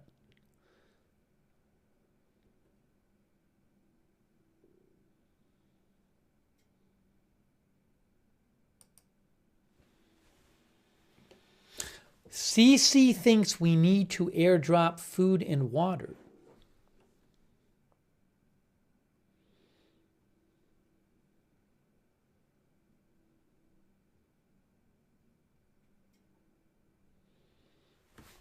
Martin Gustafson, our viewer, says, there are quite a few Iranians living in my country. I know some of them. They're pretty cool.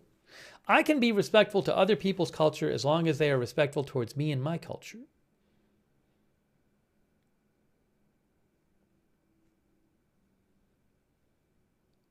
Smokey, our viewer, says, I don't underestimate how deep underground Iran has gone. Like North Korea, they have been hiding assets and weapons deep, deep underground.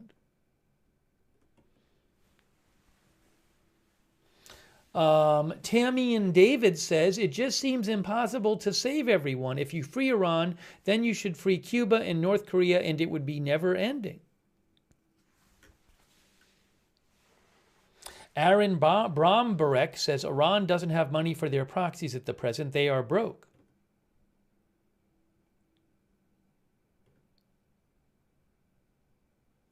Abel thinks Iran is getting squeezed. It will fall soon on its own. Beloved Tina says, may the Iranian people be free.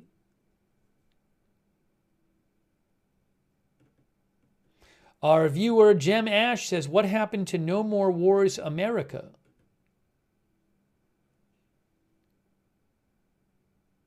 Allison Lanham thinks getting the internet back up would be one thing likely offered by Iran. So, by the way, regarding the U-Haul incident yesterday, you can see here a man accused of steering a U-Haul truck toward a Los Angeles demonstration yesterday. The demonstration was in support of Iran's protests, was released today. The LAPD said officers monitoring the protest stopped the box truck and directed the driver to turn around as he was approaching a large crowd. Video shows the truck speeding down a road where protesters were gathered on the sidewalk. After police stopped the truck, protesters descended on it and tore off a banner that read, "No Shah, no regime, USA, don't repeat 1953, no mullah."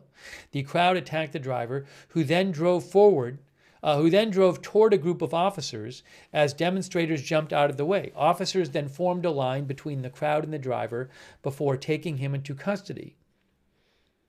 Oh, police initially said one person was hit by the truck, but today LAPD said no one was hit by the truck. That's fortunate. 2 people declined treatment after paramedics evaluated them at the scene. The sign on the box truck was an apparent reference to a U.S.-backed coup in 1953 that toppled then Prime Minister Mohammad Mossadegh, who had nationalized the country's oil industry. The coup cemented the Shah's power and lit the fuse for the 1979 Islamic Revolution, which saw Ayatollah Khomeini usher in the theocracy that still governs the country.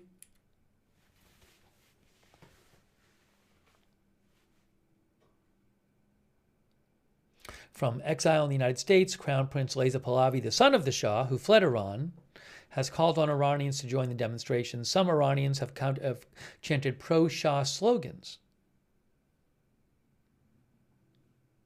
Oh, this is interesting. The protesters gathered yesterday in Westwood, a Los Angeles neighborhood that's home to the largest Iranian community outside of Iran.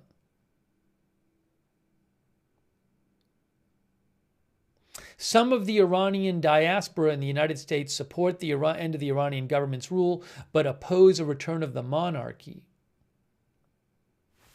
Oh, the city's attorney's office did not immediately respond to emails and voicemails asking about possible charges against the 48-year-old driver of the truck. He had not been officially charged with anything and was released on Monday.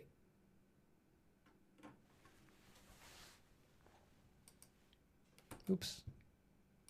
So a little update on the U-Haul incident. Yes, Rat Pack says Westwood is where UCLA is located. Patricia Gray says, we saw the passenger window smashed by the crowd. Yes, we did.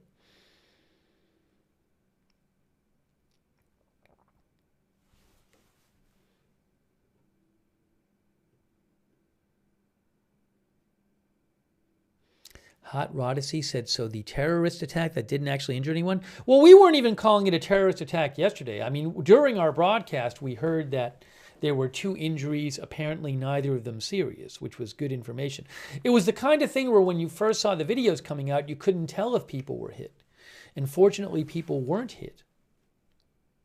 It was a dangerous situation, though.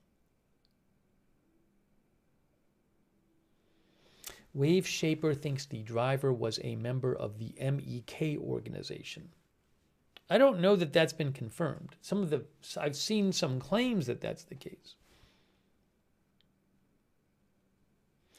Dean R. says, I saw people going after the driver.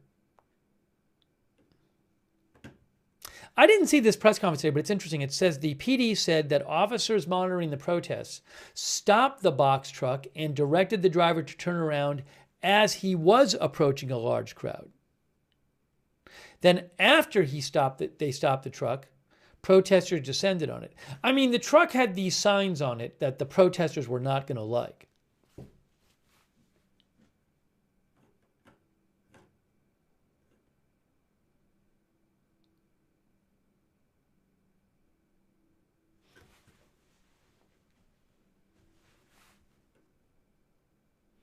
Killer Rob thinks the slogan on the truck is MEK.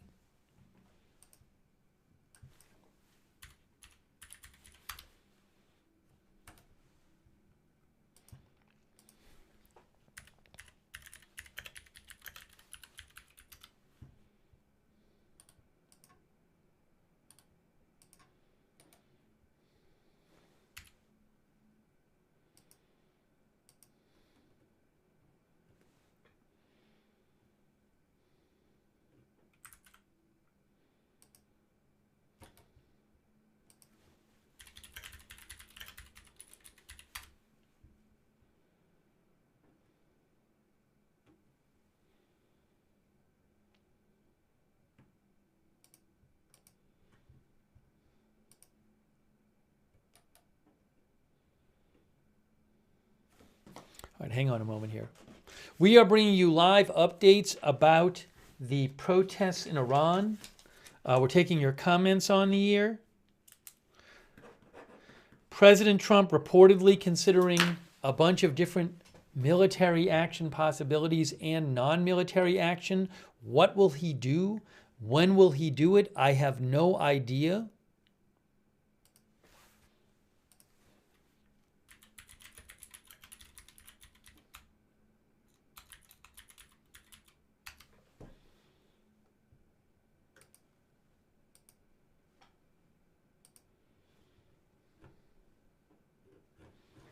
You can give me a shout on X at Lookner. Roger Shoemaker says we'll just have to wait and see.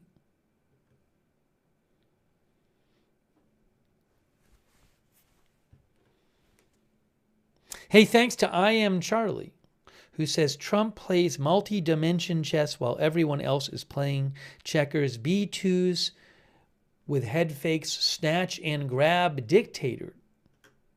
That sounds like what I Am Charlie thinks is going to happen.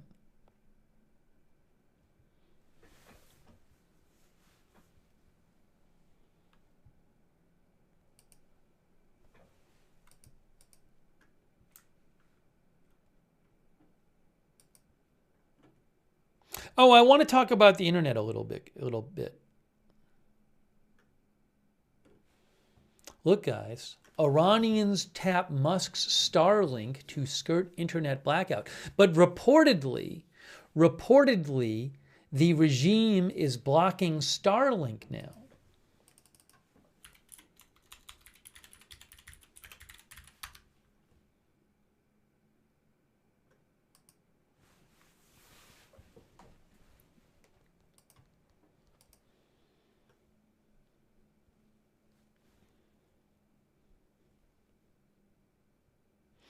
Our viewer Ugly Boy's Ines says, when direct-to-cell internet is rolled out, things are going to be far better for people like the Iranians.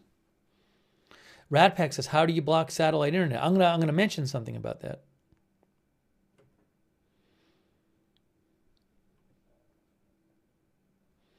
Aaron Brombeck thinks we don't have enough equipment in the area.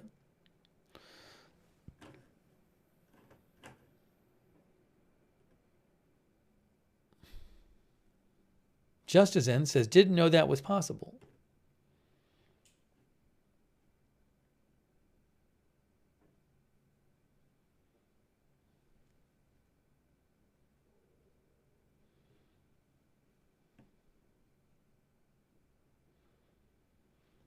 Bertonia says Iran's GPS signals have been jammed. U.S. might be going there soon. Well, supposedly that's one way to block that's one way supposedly that the Starlink might be blocked. Let me show you some of this. Reuters says some Iranians are still using Elon Musk's Starlink internet satellite service, despite a nationwide communications blackout, 3 people inside the country said. The latest example of Starlink being used to counter internet shutdowns and geopolitical flashpoints. By the way, there's also discussion that President Trump might order Starlink's receivers to be brought inside Iran, smuggled inside Iran. Iranian authorities have in recent days launched a deadly crackdown on nationwide protests, including the near-complete shutdown of internet service, which is provided through fiber optic cables and cell phone towers. But Starlink, which beams its service directly from thousands of low Earth orbit satellites, is still working in some places in Iran, despite being banned by authorities. 3 people using it told Reuters. One of them in Western Iran said he knew of dozens of people using Starlink and that users in border towns and cities were largely unaffected. Alp Toker of NetBlocks said he has heard from people in the region that there's still some Starlink access in Iran, though service appears reduced. It's patchy, but it's still there, he said. While it was not clear how Starlink service is being disrupted in Iran, some specialists said it could be the result of jamming Starlink terminals that would overpower their ability to receive signals from the satellites. Starlink did not respond to requests for comment.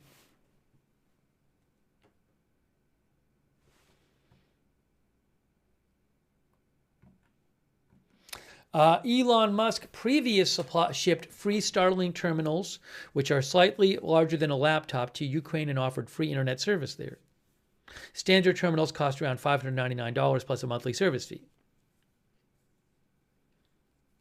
Starlink is not licensed to operate in Iran, but Musk has previously said the service is active there.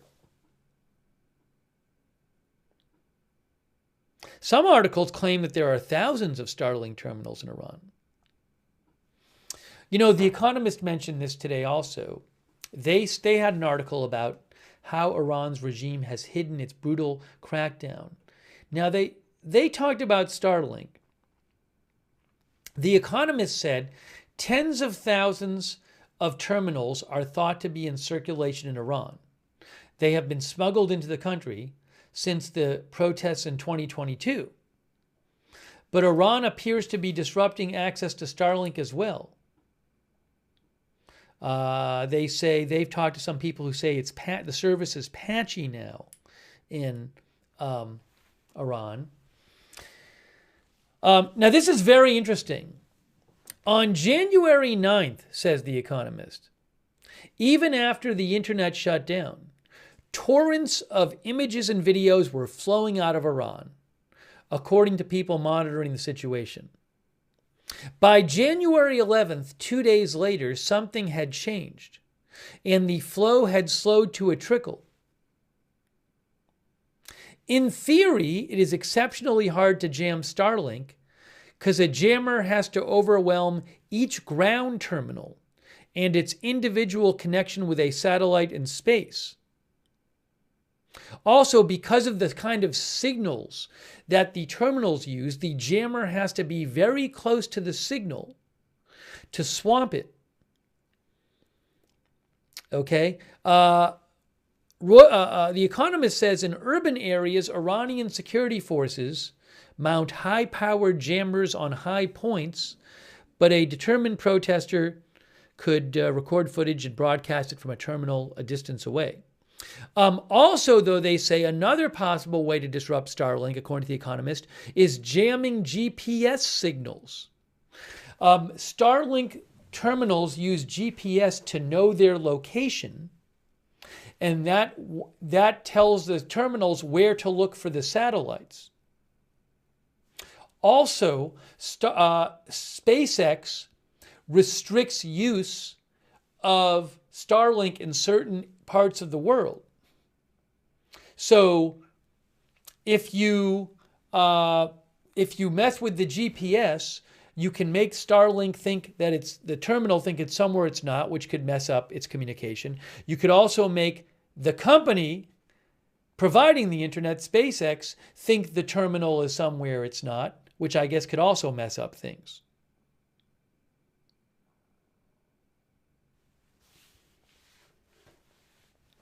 And The Economist talks about how perhaps Trump will, order, maybe secretly, a lot of Starlink terminals to be sent to Iran. He said he's been talking to Elon Musk lately.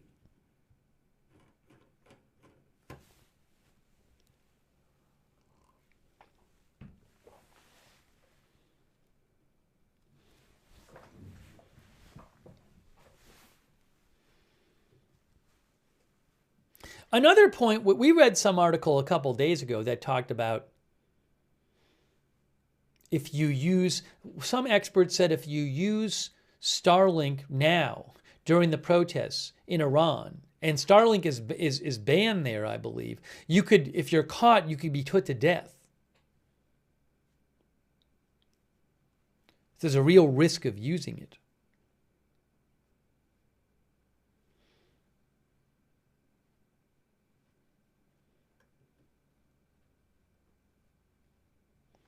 Our viewer says, Evelyn in Maine says Starlink use inside Iran is dangerous and often short-lived.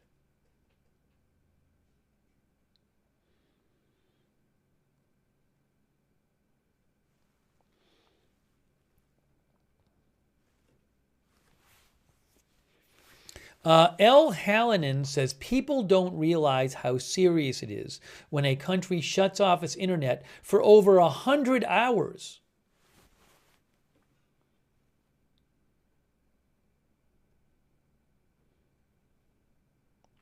Johns S. says, I say enough of these wars in other countries. We need to take care of ourselves first.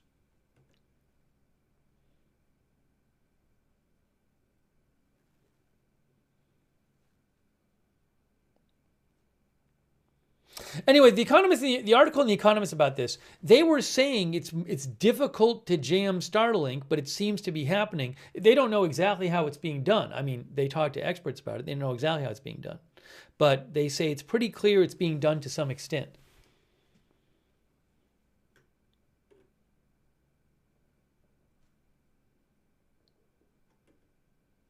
Oh, one of our viewers said Russia is jamming it too. Yes, so the Economist article points out that Russia has jammed Starlink in Ukraine by having jammers close to the signal. But that in that case, you got to be very close to the terminals, I guess.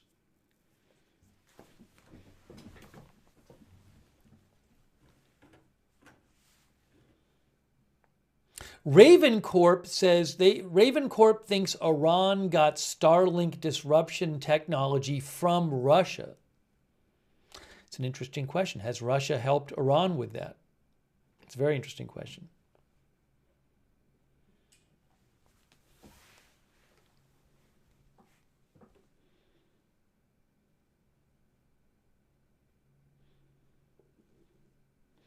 Keurig K-Cup says, there isn't an easy way to remove the Ayatollah from power. I think America should stay out of it this time.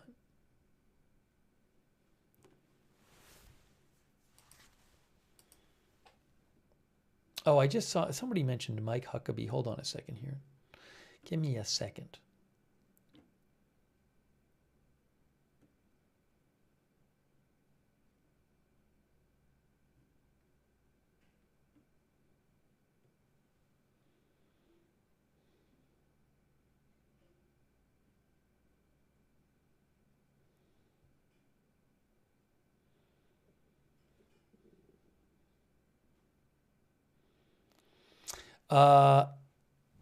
Kareem Sajapur with the Carnegie Endowment. He's a professor at Georgetown. He posted, revolutions tend to be marathons, not sprints. Iran's 1979 revolution came after more than 13 months of intermittent protest.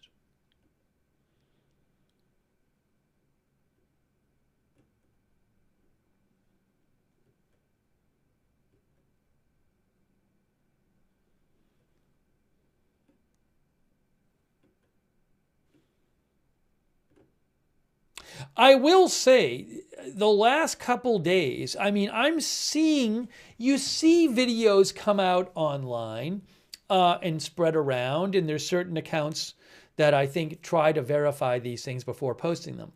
The last couple of days, I have not seen many new ones. You know, I've seen a couple videos the last couple days purporting to show a lot of body bags. There's been some of those, unfortunately. But again, The Economist said in their article 3 days ago, January 9th, after the internet shut down, even after the internet shut down, torrents of images and videos were flowing out of Iran, according to people monitoring the situation. By January 11th, yesterday, something had changed and the flow slowed to a trickle. I haven't seen that as many the last couple of days. And you can find some that supposedly have protested the last couple of days.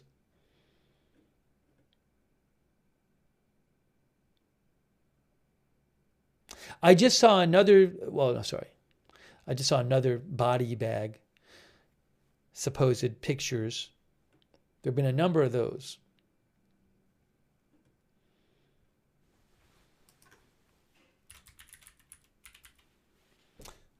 Evelyn in Maine says there was a report of ATM not working. I've heard those reports sometimes. I'm not sure how true they are. Oh, I see the Mike Huckabee report. Sorry. I'll mention this. I can't speak to the accuracy of this, but I will mention this. Hold on.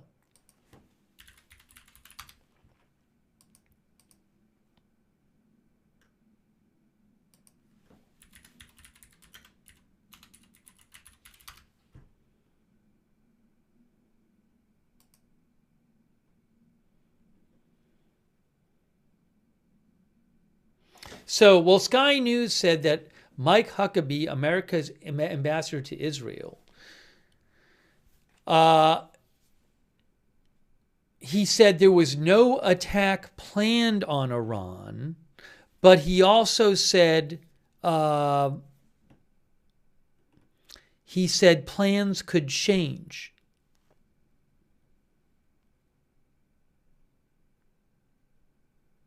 And he also said President Trump will intervene when it's necessary. So,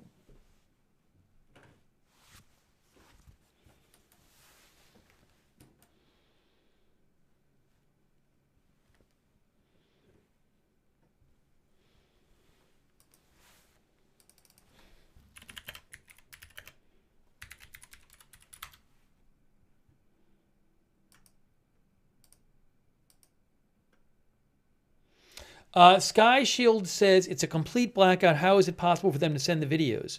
Well, as we were talking about, some people are apparently still using Starlink. We were just reading an article from today reporting that, although supposedly that's being throttled as well.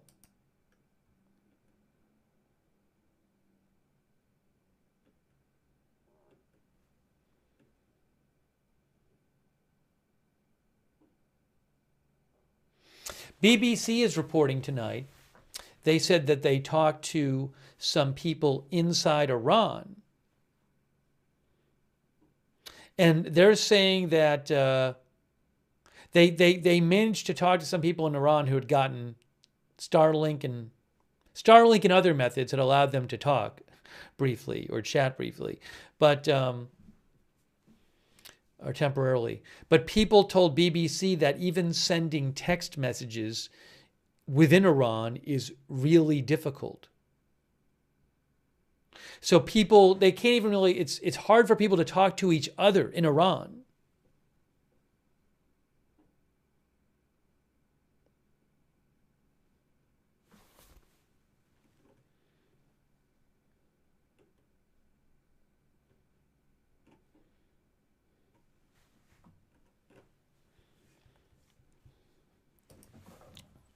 Some people have mentioned Pentagon pizza.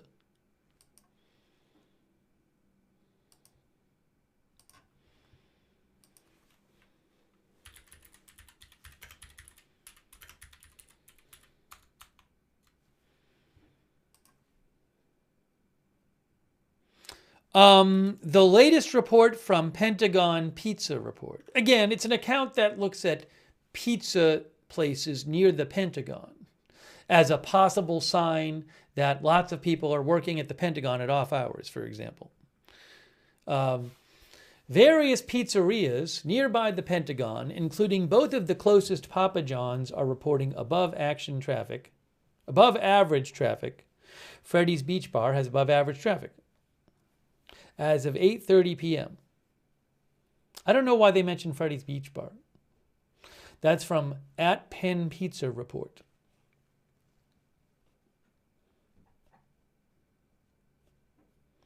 Honest Locksmith thinks that Iran is jamming the Starlink satellites above. That's what one of our viewers thinks.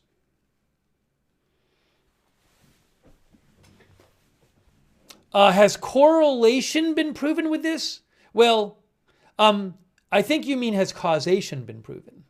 I don't even know if there is, well, maybe you mean correlation. I don't even know if there is correlation. Correlation would mean when this is up, then that when this is that when this tends to be higher, that tends to be the time when military activity happens, like military strikes happen. So I don't know if that's the case. But even if that was the case, that wouldn't prove that I mean, it could just be, luck, or it could, it doesn't mean that one is necessarily connected to each other. Correlation is not, just because two things are happening at the same time does not mean there's a causal connection somewhere in there.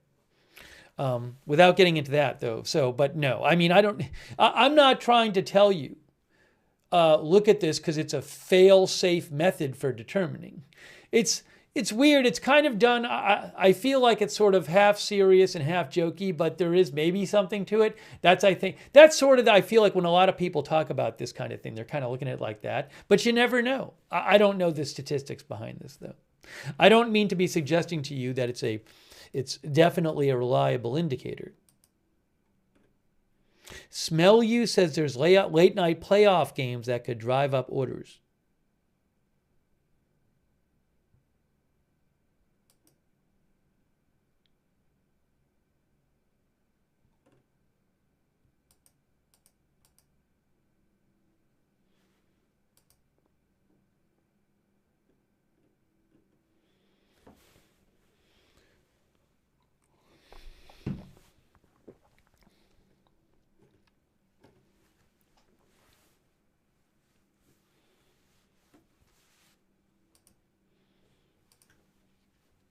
Oh, you know what I've been doing? I haven't even checked tonight. I wanted to check some of a bunch of the Iranian news outlets in Iran, their websites are down. Iran internet's not working.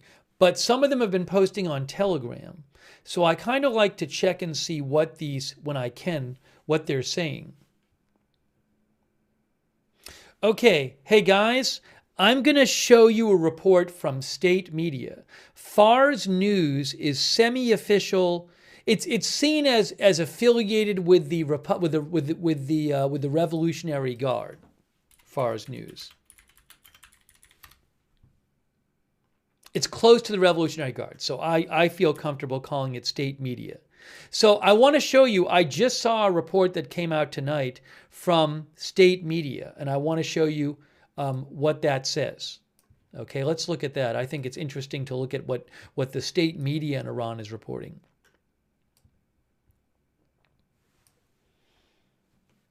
So there it is right here. This is from Fars News. This was posted about 4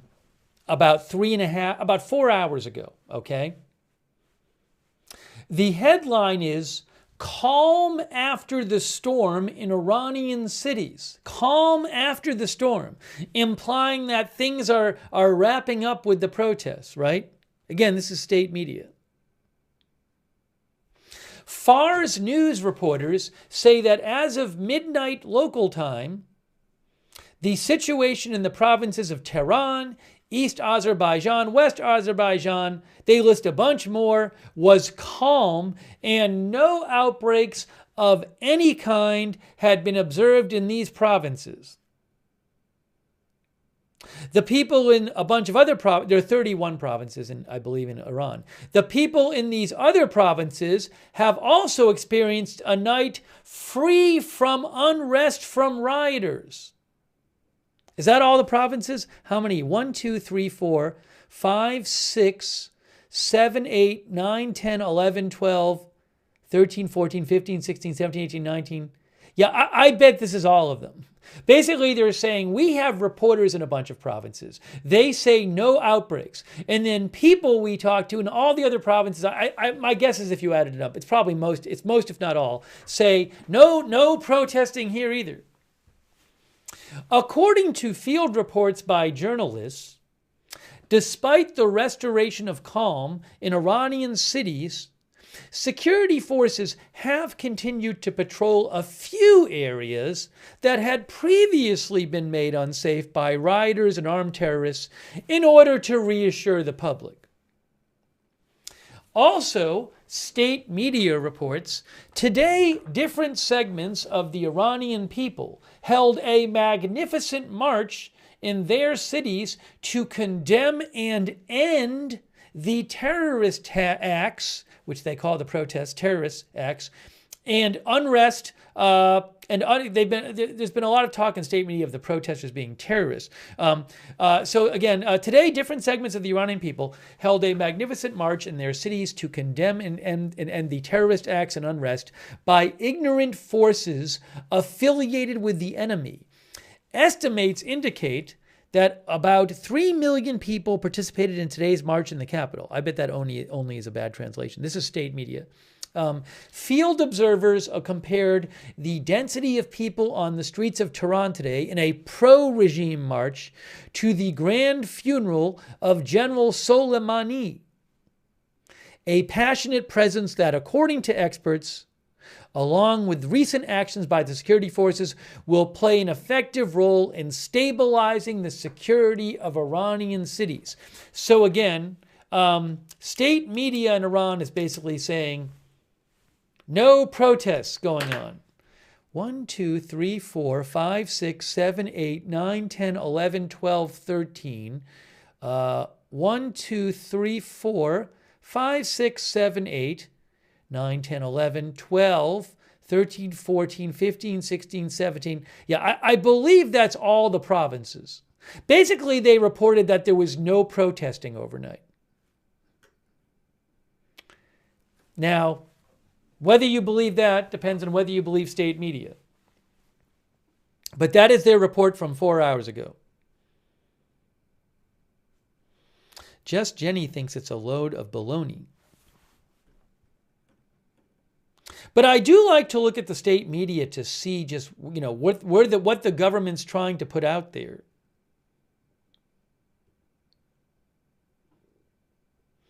Hauser says nothing even happened o'clock.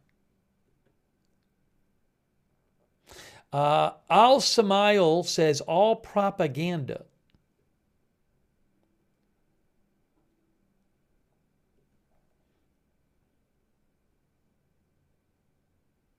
Yeah, now, so Nan Blasket says, and this should be pointed out, there are videos of people marching today. I actually showed one earlier. Now, one thing I said is, some people might question whether the people out marching for the government are they there freely? Do they feel compelled to be there? I don't know. Nan Blasket says there are videos showing massive pro-government demonstrations.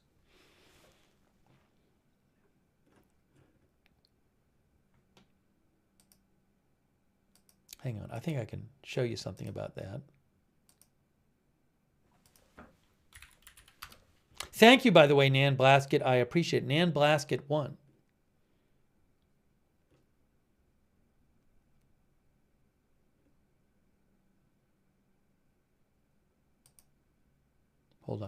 Hold on.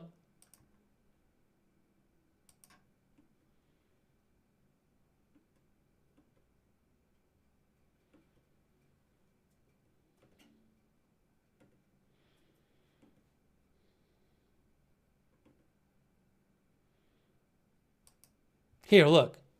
Well, here's a headline about it. Iran draws tens of thousands of pro-government demonstrators to the streets in show of power after nationwide protests, says AP.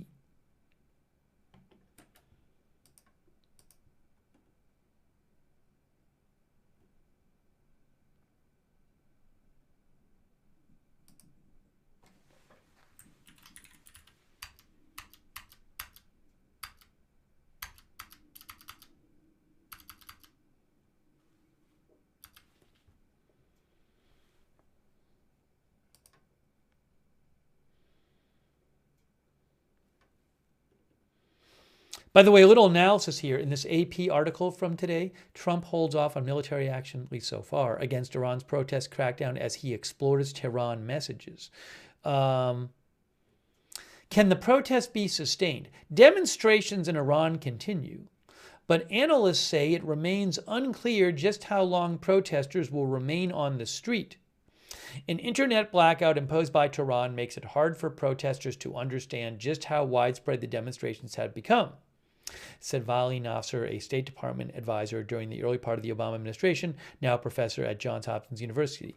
Nasser said it makes it very difficult for news from one city or pictures from one city to incense or motivate action in another city with the internet shut down. The protests are leaderless. They're organizationless. They are actually genuine eruptions of popular anger, and without leadership and direction and organization, such protests, not just in Iran, everywhere in the world, it's very difficult for them to sustain themselves, he said. I assume Vali is a he.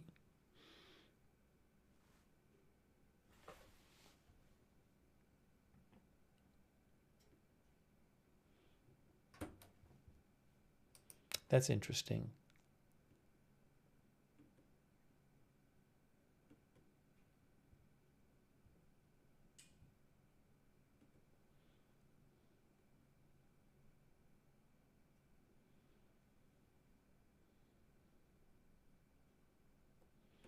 A couple other interesting things from another article here from AP, from today.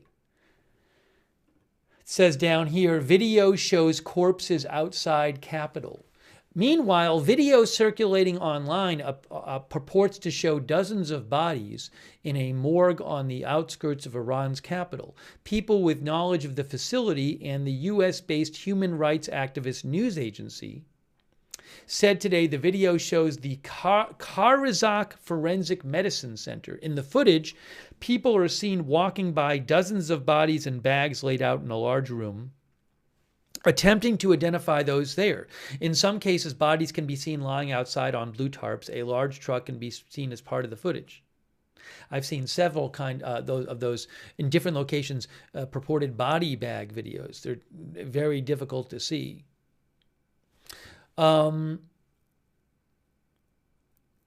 Also in Tehran, a witness told AP that the streets were empty at the sunset call to prayers each night. By the Isha or nighttime prayer, the streets are deserted. Part of that stems from the fear of getting caught in the crackdown. Police sent the public a text message that warned, given the presence of terrorist groups and armed individuals in some gatherings last night and their plans to cause death, and the firm decision to not tolerate any appeasement and to deal decisively with the rioters, families are strongly advised to take care of their youth and teenagers. Another text, which claimed to come from the intelligence arm of the paramilitary Revolutionary Guard, also directly warned people to not take part in the demonstrations, according to someone there. So people, I've heard other reports of this, people getting text from the government there telling them don't go out and protest.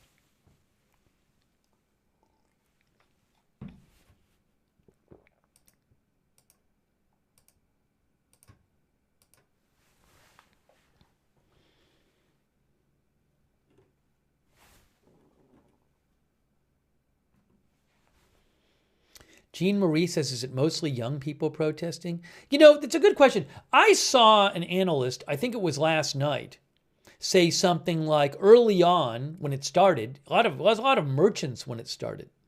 But the protests were going on at the daytime originally, and it was like a cross-section of society more. And now they're at night. So I think maybe now it's younger people, maybe more younger people. I think, I'm not positive. But they've switched to happening at the night rather than during the day. I don't know exactly why that is.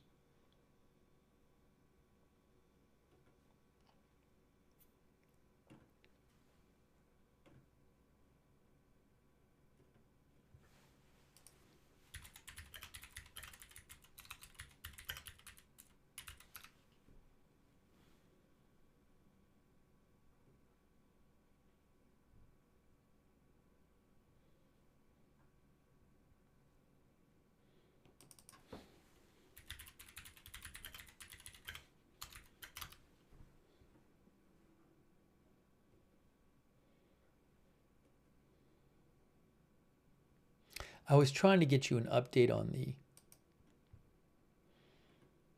there were some pro-regime people marching today.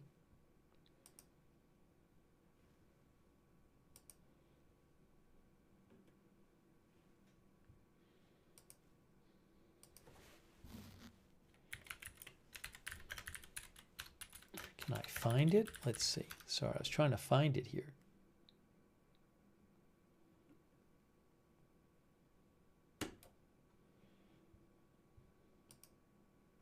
Was it in the video we watched before? Didn't it mention it, maybe? Oh, is this from today? Hold on. Wait.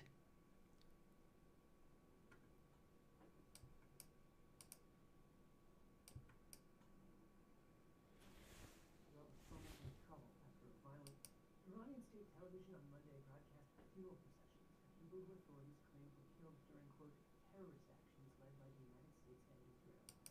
Yeah, I mean, this happened today. We were showing you, this was from a Reuters article we showed you before. But remember the start of this video we showed you earlier? Here, look. Iranian state television on Monday broadcast funeral processions for people who authorities claimed were killed during, quote, terrorist actions led by the United States and Israel. Tehran has accused the U.S. and Israel of fomenting trouble after a violent crackdown on protests over the weekend. Right now, we have a number of 490 confirmed protester deaths. That includes 8 children. Skylar Thompson, a deputy director at Human Rights Activists in Iran, based in New York, told Reuters on Sunday her group tallied more than 10,000 arrests in 2 weeks of clashes between protesters and government forces. We have seen the use of lethal force indiscriminately against protesters, and we have evidence of close-range gunshot wounds. We have evidence of tear gassing. We have evidence of military-grade weapons being deployed on individuals protesting in the streets, and this is absolutely unacceptable. Iran has not given an official. Reuters was unable to independently verify the tallies. The flow of information from Iran has been hampered by an internet blackout since Thursday. Iran's current protests began on December 28th in response to soaring prices, before turning against the clerical rulers who have governed since the 1979 Islamic Revolution. Iran has weathered past waves of protests with crackdowns, but this time Tehran faces the unrest after seeing its regional clout depleted, including the defeat of allies in Syria. And the country is still rebuilding from a war with Israel last year that included U.S. strikes on Iranian nuclear sites. U.S. President Donald Trump said on Sunday he was weighing responses to the violence, including a military option. But we're looking at it very seriously. The military is looking at it, and we're looking at some very strong options. We'll make a determination. Trump said that Iran had called to negotiate on its nuclear program. A U.S. official told Reuters Trump was to meet with senior advisors on Tuesday to discuss options for Iran. Iranian Foreign Minister Abbas Araghchi on Monday said Iran did not seek war, but was prepared for it. He said the situation was under total control and that Tehran was ready for negotiations with Washington. Araghchi said more than 50 mosques had been set on fire since the protests erupted, and that, quote, no Iranian would attack a mosque. Iranian state television on Monday broadcast funeral processions for people who authorities... I was just going to play the start of the video, but I thought it's a helpful video, so I played it again. That was from the Reuters article. I think it was from this one. Trump raised response to Iran crackdown. Oops. Tehran says communication open with U.S. All right, I want to talk about a few more things with you. I want to take some more of your comments here. Going to check for any updates. Real quick, this is one of our sponsored broadcasts, thanks to our sponsor, Gold Safe Exchange. So quick word once again about me, not a quick word about me, a quick word from me about our sponsor. And after that, we'll have some more updates and we'll take your comments, more of your comments on the air right after this. You know, a number of people these days are investing in gold, silver, and other precious metals as a way of diversifying their portfolio. If you're interested in purchasing some precious metals, one way you can do that is with a precious metals IRA. This is an IRS-approved type of IRA in which your savings are invested into gold or other precious metals. If that kind of thing sounds interesting to you, if you want to know more, you can reach out to the folks at Gold Safe Exchange. They specialize in gold IRAs and other precious metals IRAs. Gold Safe Exchange puts a priority on customer service and transparency. They've got an A+ rating from the Better Business Bureau. They have a price match guarantee. If you find a lower quote, they'll beat it. And they explain their processes in clear language so their clients know what's happening with their money. Also, they abide by all government security and safety standards. So if you're even a little interested in opening a gold IRA or other precious metals IRA, call Gold Safe Exchange at 800-341-6727 for a no-pressure chat. Or visit them on the web at goldsafeexchange.com/agenda-free. And mention Agenda-Free TV when you reach out to access a special offer where you could get free gold or silver with qualifying purchases. You know, there was an interesting post today by President Zelensky of Ukraine, which I wanted to mention. President Zelensky of Ukraine said, if I can get it on the screen here, here's what President Zelensky said.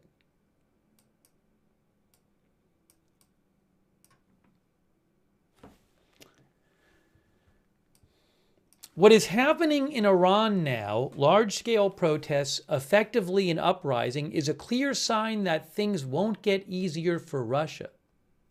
And every decent person on this planet truly wants the people of Iran to finally free themselves from the current regime that has brought so much evil to Ukraine and to other countries. It is crucial that the world does not miss this moment when changes are possible.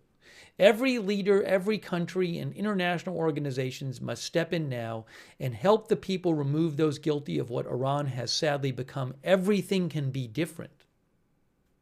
I don't know if there's this kind of hidden, kind of implied message here that, everything can be different. Is he talking about Russia as well? Russia and Putin. I guess when I read that, I kind of read that maybe he's hinting about Russia and Putin.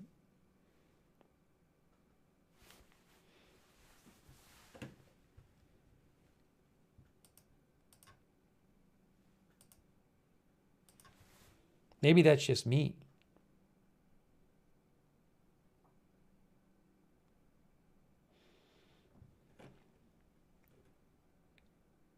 Eelmaster believes Iran is a weapons supplier to Russia. I mean, I know Iran has given them drones in the past. Gary Bain says another cryptic post.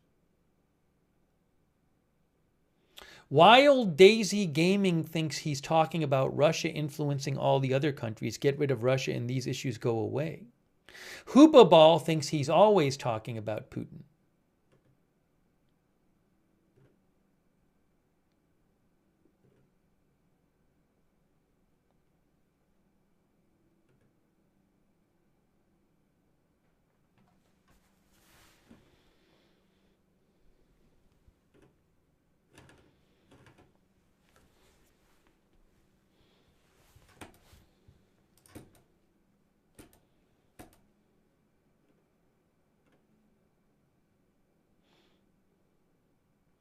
Trey Yingst from Fox News reported that today that a source in Isfahan described demonstrations as a battle with security forces using live ammunition.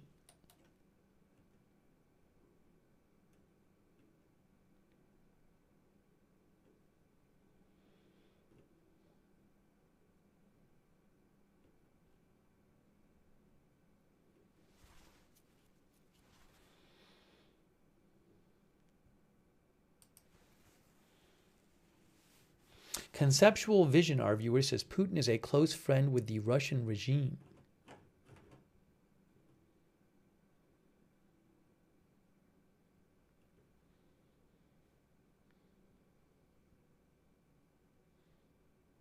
A reporter for BBC Persian, Ganshe Habibiazad,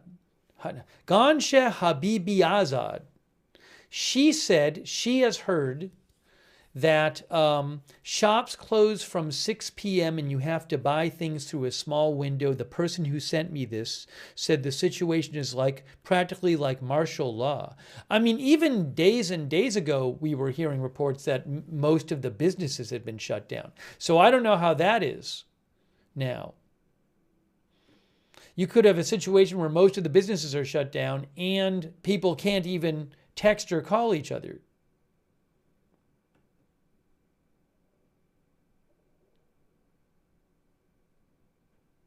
I'll post a link to a video, too, that came out also.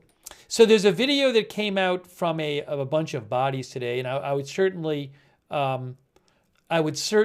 exercise caution before watching it. But this is Cheyenne Sardarizadeh, who's with BBC, has been posting. He does video verification for them. That's what his specialty is. And he has been posting videos every day that he verifies from, and also posting videos that he says, look, people are saying this is real video, but it seems to be not a legit video. So he's been doing both. But he did post a video today, which I can't show you the video itself, but I posted the link to it. And he said, what he said is, I'll show you what he said, and I posted the link in the chat. And again, I would be careful about watching it. I certainly cannot show it on the air. What he said is, this is a new video from the, and I think one of the articles talked about this too, that we read before. There's a new video from the Kharizak morgue in South Tehran, likely filmed on the 10th of January. We counted about 180 bodies in a video filmed there on the 9th of January. We've counted about 50 bodies in this video laid out inside the silo and outside in this new video. There are likely many more.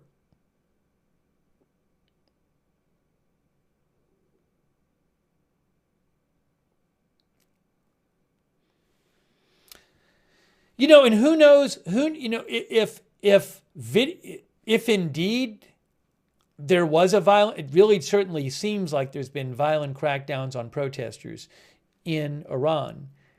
If videos of that actually got out, would it change things? Maybe it would change political pressure around the world. But we have yet to see, videos like during, very graphic videos during a crackdown. Nathan Nouston thinks if videos got out of atrocities taking place, it would absolutely change political pressure. Now, Core Porate thinks videos are still in people's phone, so we will see in the coming days. It's an interesting point. One of our viewers was saying this before too. If the internet does open up, I'm sure at some point it'll get turned back on. When it gets turned back on, are we going to see videos of what happened that people have not sent out yet?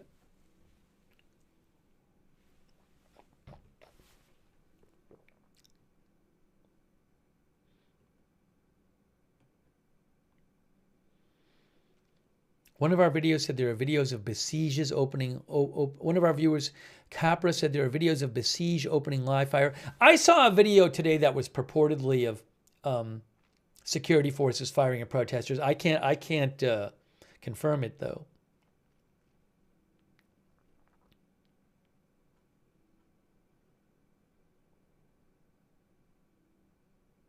Oh, in the video from yesterday, I'll post a link to that too. So I'm going to post a link. Again, I'm not going to show it on the air. But Cheyenne was talking about a video yesterday and a video today. And it's from the same place, reportedly, from a morgue in Tehran.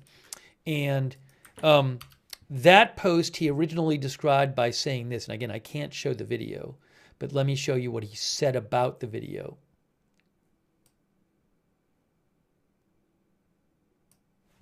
So this is the post he made yesterday.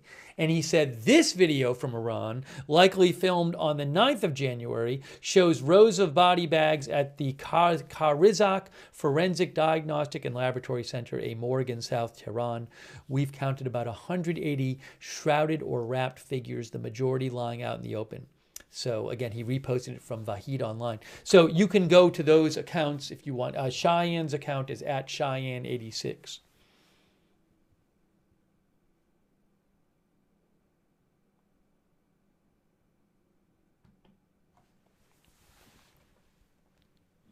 High Bear says, expect a strike tonight. No idea if and when a military strike will happen.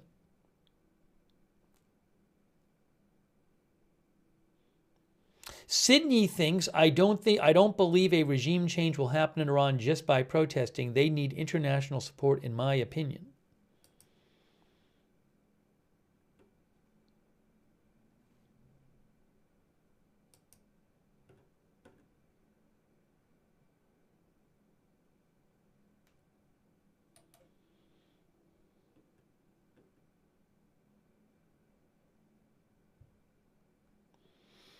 Matt Talmer sent me a message posted by Mehdi It's Mehdi Yayanejad, who I believe I've seen quoted in some articles, who is, I believe, an Iranian tech expert.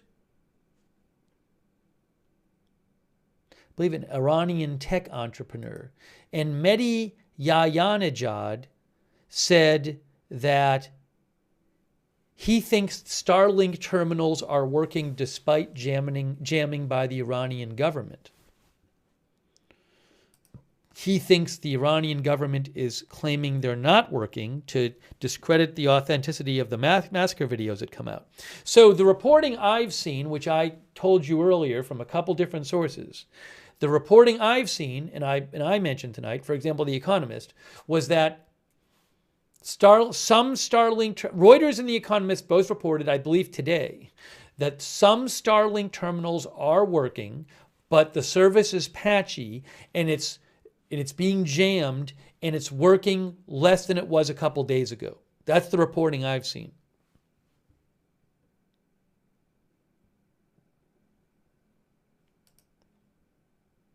Thanks very much to, who is it, Matt Talmer, who sent me this? Thanks, Matt.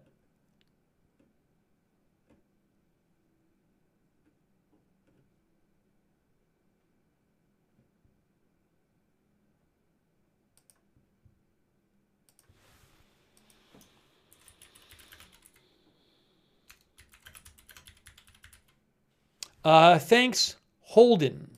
Holden, thank you for your support of the channel.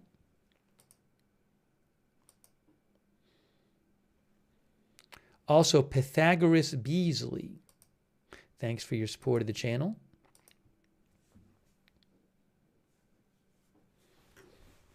Andrews Industries, we already did a poll. Thank you. We already did a poll early in the broadcast as to whether people thought the U.S. would have there would be a U.S. military strike in Iran, and about 3/4 of the viewers said yes.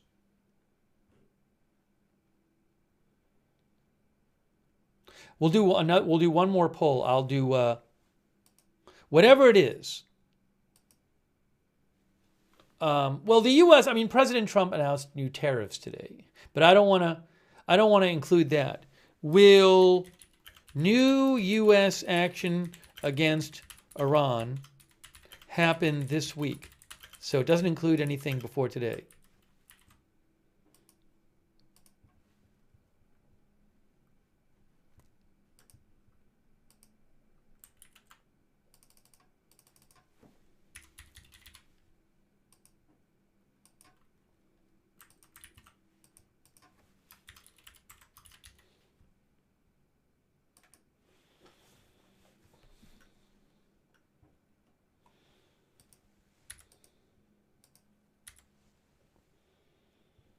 See what people say.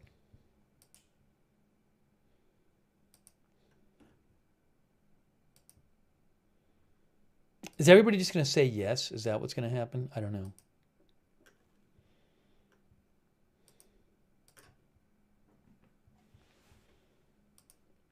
Not everyone. On YouTube, it's 71%. Oopsie. Hey, what happened to the... There you go. And how about on Twitch?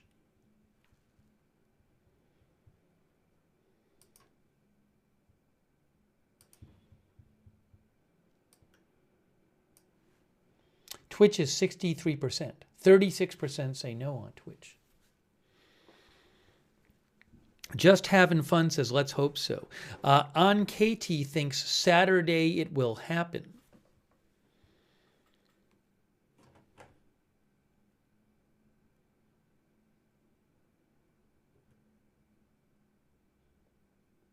RW says, action doesn't have to mean military, so that's very likely. Barry says, I really hope not.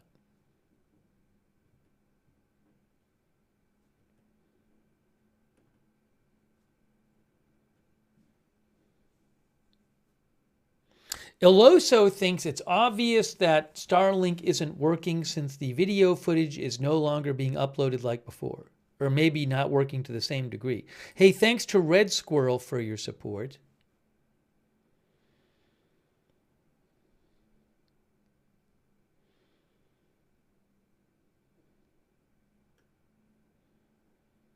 I also don't know, though, if the, I mean, look, if the U.S. is planning some complex military operation, right? Thanks for voting in the poll, by the way. If the U.S. is planning some complex military operation, like not just a few missile strikes, but going after the leadership or going after sensitive targets, you need intelligence. I mean, this could take a while to plan. So I don't think it's crazy to think if there's some sort of involved military operation, especially if they're like going after the supreme leader or something. I don't know. But it doesn't seem crazy it could take a few extra days.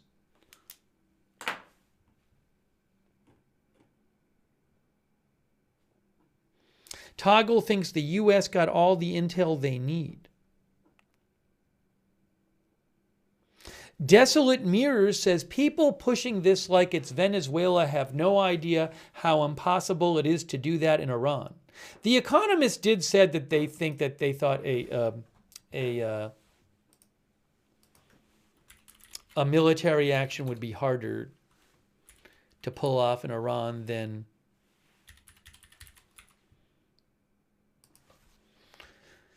Venezuela, I believe. What did they say?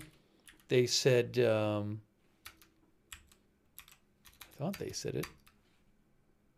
Such a mission would be far more complicated in Iran. A commando raid. The Economist said if a commando raid would be far more complicated in Iran than Venezuela, when you send people in to be on the ground. Bernie Sanders says the protests can't last forever. Look, this is another important question. It's a very important question, and we don't have an answer, which is how long do the protesters keep going for? If things keep going, more protesters get killed. If there's violent crackdown every day, if they don't have the internet working, right, and they don't have phones working. They're not able to communicate with each other and organize with each other. How long do they continue? We don't even have reliable information about how are the protests today compared to yesterday or 2 days ago. I have no idea. State media said there were none, which I strongly doubt. Jason Carlton says that there's no food, water, etc. Surely it slows down. I don't know. Devil Dog says their economy isn't going to get better either. Jai B. Levy thinks the U.S. is waiting on a window of opportunity. There was no... Oh, hey guys. Excellent. We got the Institute for the Study of War just came out with their new update for the day. It just came out. I like to hear what they have to say. Let's see what they have to say. This is the Institute for the Study of War. It's a site that they cover, and it's a research organization. They do research and analysis of military conflict around the world, and they're doing daily updates on Iran. I'm going to post a link to this in the chat, understandingwar.org. But I really like the site, so you can check them out. It just came out right now because I was checking. Rich says this won't be over until the Revolutionary Guard says it's over. All right, so I want to see what they have to say in their new update. Also, a couple of people mentioned flight radar. Just to check it out. You know, there's nothing really being tracked here. These are not very high. Most tracked flights. There's not a lot of people tracking any flight, and these appear to be all not related to Iran. So usually if there's something to go on that people think is related to Iran and you can see it on Flight Radar 24, you'll have a lot higher numbers than this.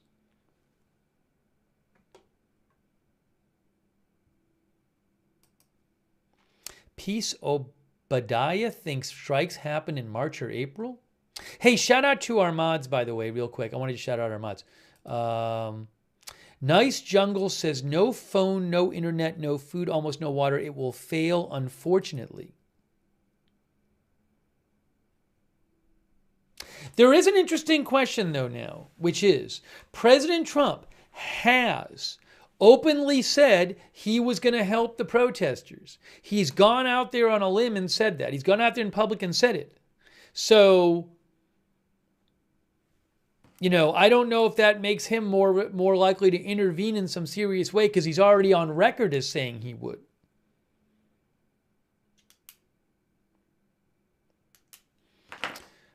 Hey, shout out to our moderators before we check out Institute for the Study of War, what they had to say. We have Leslie Ladyhawk moderating. Thank you, Leslie Ladyhawk. I appreciate it. Our moderators are why we can even have chat rooms.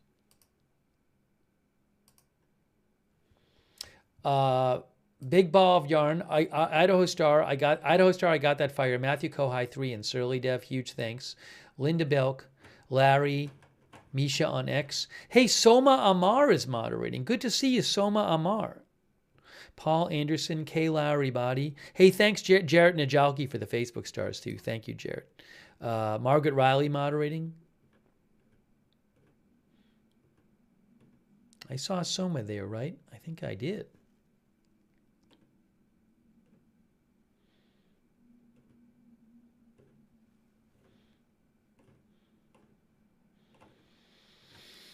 All right, let's take a look at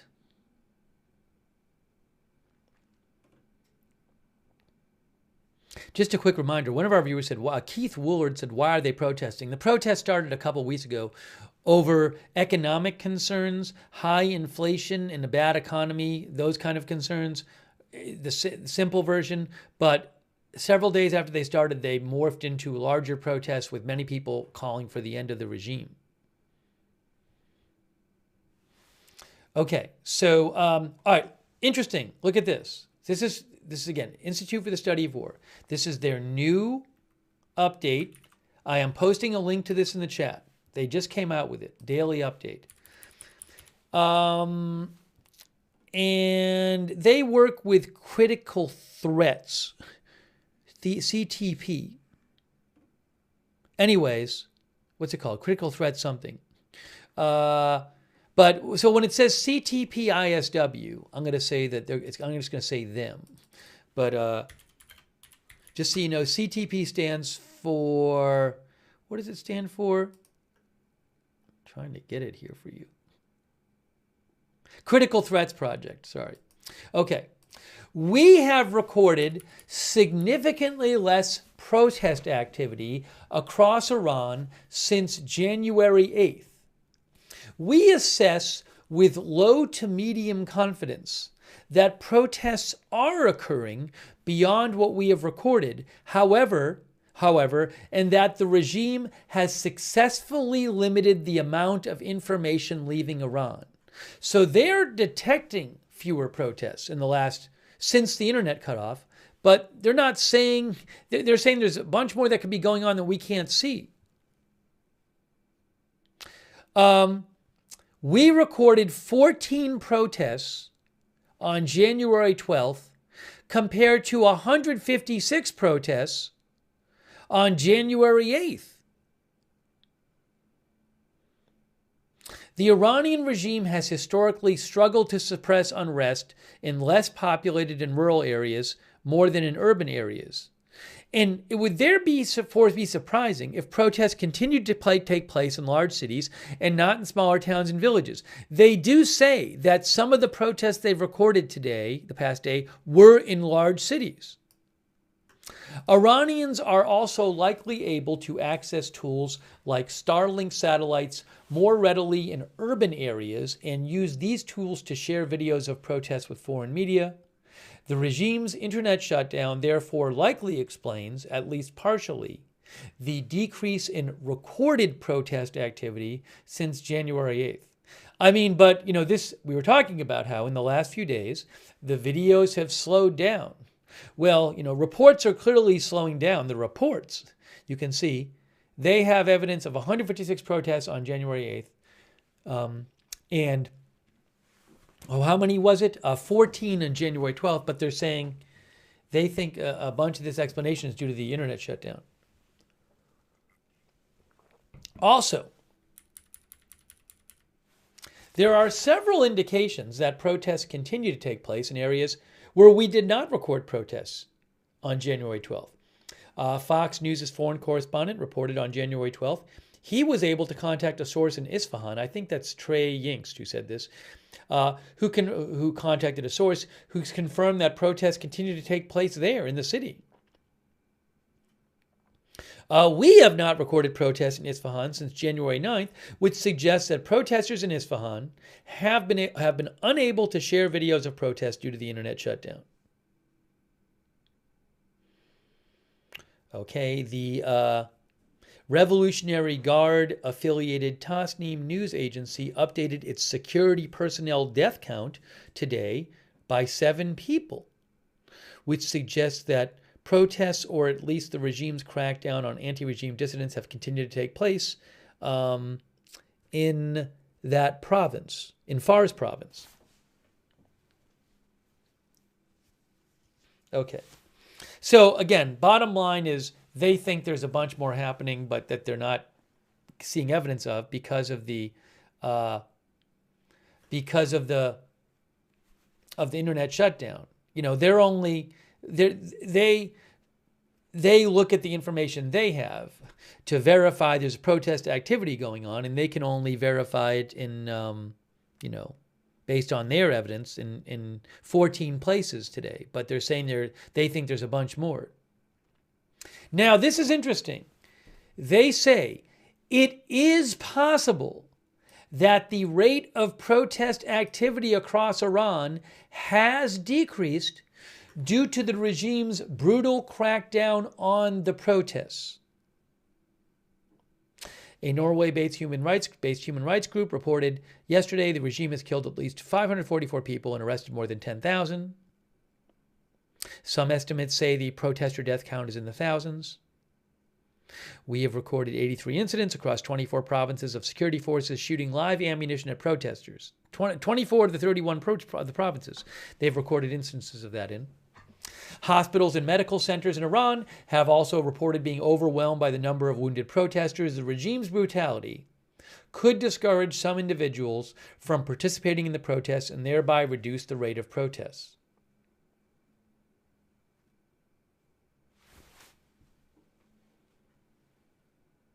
Thank you, Brian Bielman, by the way. I appreciate it, Brian Bielman. Again, we're looking at the new Institute for the Study of War daily update on Iran. It's a great website. I'm going to post a link to the update in the chat. You can also go to understandingwar.org. I really appreciate them letting me show you the link, but you can check out their reports on Iran and other conflicts going on over at their website. Look, and they specialize in this stuff, and they're saying they can't tell exactly how many protests are going on, and they can't tell if protest activity has decreased the last few days. They say Iranian Armed Forces General Staff affiliated media threatened today to deploy more ground force units to suppress protests. The threat indicates the regime continues to perceive protests as a significant threat to its stability, which is consistent with our assessment that protests are occurring beyond what we've recorded. They're saying, look, if there weren't a bunch of protests, they said that they've only detected, what did they say in the last day, 14 protests or something like that? Yeah, in the last day. But they're saying, well, if protest activity had really decreased that much, you wouldn't have these threats from the army to deploy more people. Okay. They give some details here. I'm going to kind of skim through that.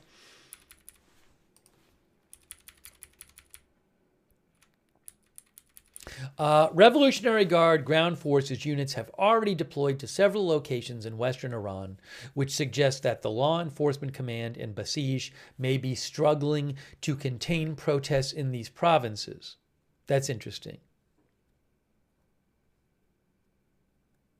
So they're saying if these Revolutionary Guard troops are being sent, that means that the security forces that were already there are not able to handle the uprising in the protests. By the way, the Revolutionary Guard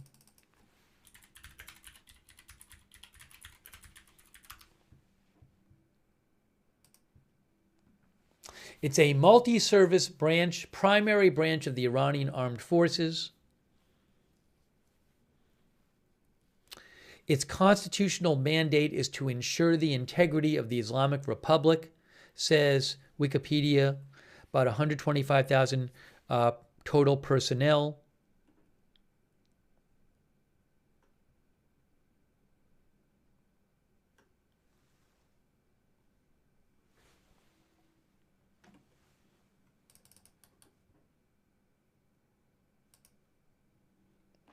And hold on. And a U.S. government website, Counterterrorism Guide, DNI.gov, says the Revolutionary Guard is an armed force charged with defending Iran's regime. It is one of the Iranian regime's primary organizations responsible for conducting covert lethal activities outside of Iran.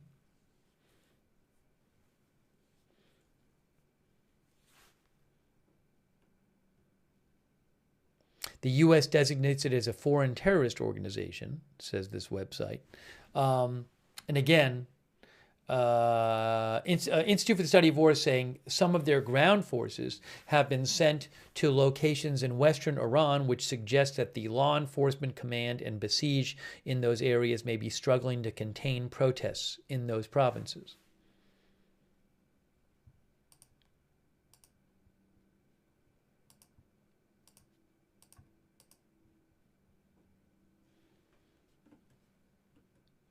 Okay, further analysis from today's update from Institute for the Study of War.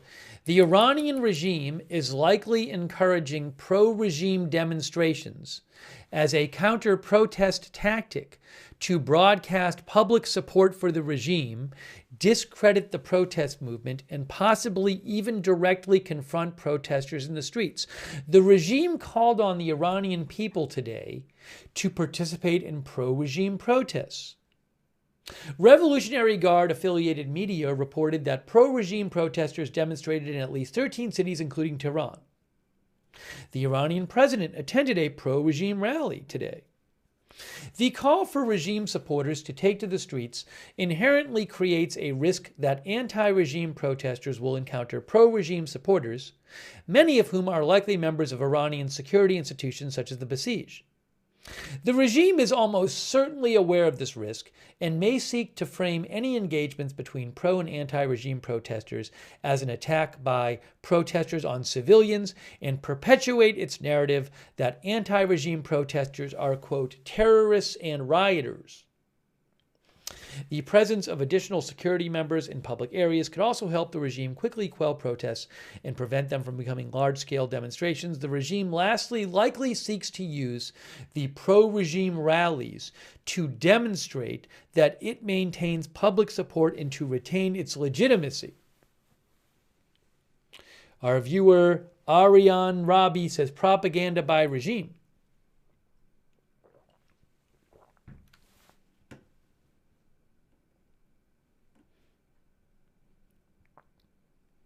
Our viewer Rich thinks the IRGC will turn on the theocrats. That would be a very big deal.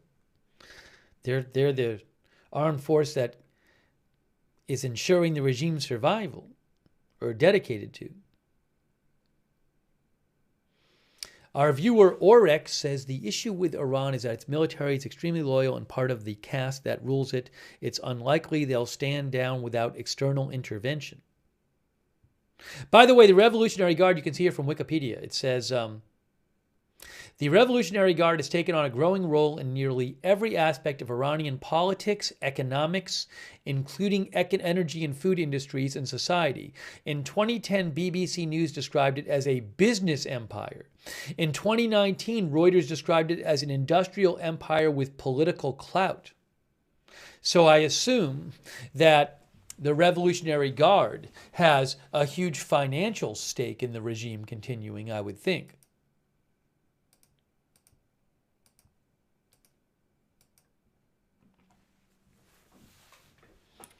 Let's see what else is in this daily update here from Institute for the Study of War. The Masoud Pezeshkian administration has expressed willingness to resume nuclear negotiations with the United States in an effort to de-escalate tensions with the United States amid Iranian concerns about potential U.S. strikes on Iran. We have not observed any indications that Iran has softened its red lines for negotiations with the U.S. So we've heard President Trump yesterday said the U.S. had Iran had contacted the U.S. asking for negotiations. We heard the White House press secretary today saying President Trump's first priority is still negotiations, his first choice, and that there are talks going on.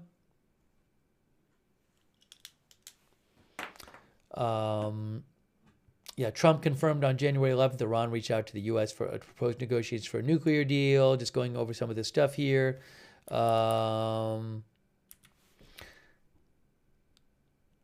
U.S. officials told the Wall Street Journal today that Trump is weighing diplomacy against military strikes, but currently favors using military action against Iran.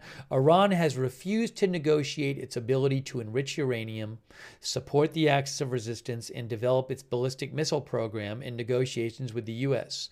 We have not observed any indications that Iran is willing to make concessions on these issues. Okay, I think that's about the end of the Iran update there. Anyways,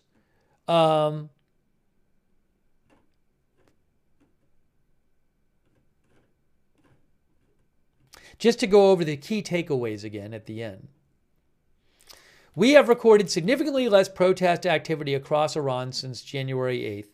We assess with low to medium confidence that protests are occurring beyond what we have recorded, however, and that the regime has successfully limited the amount of information leaving Iran.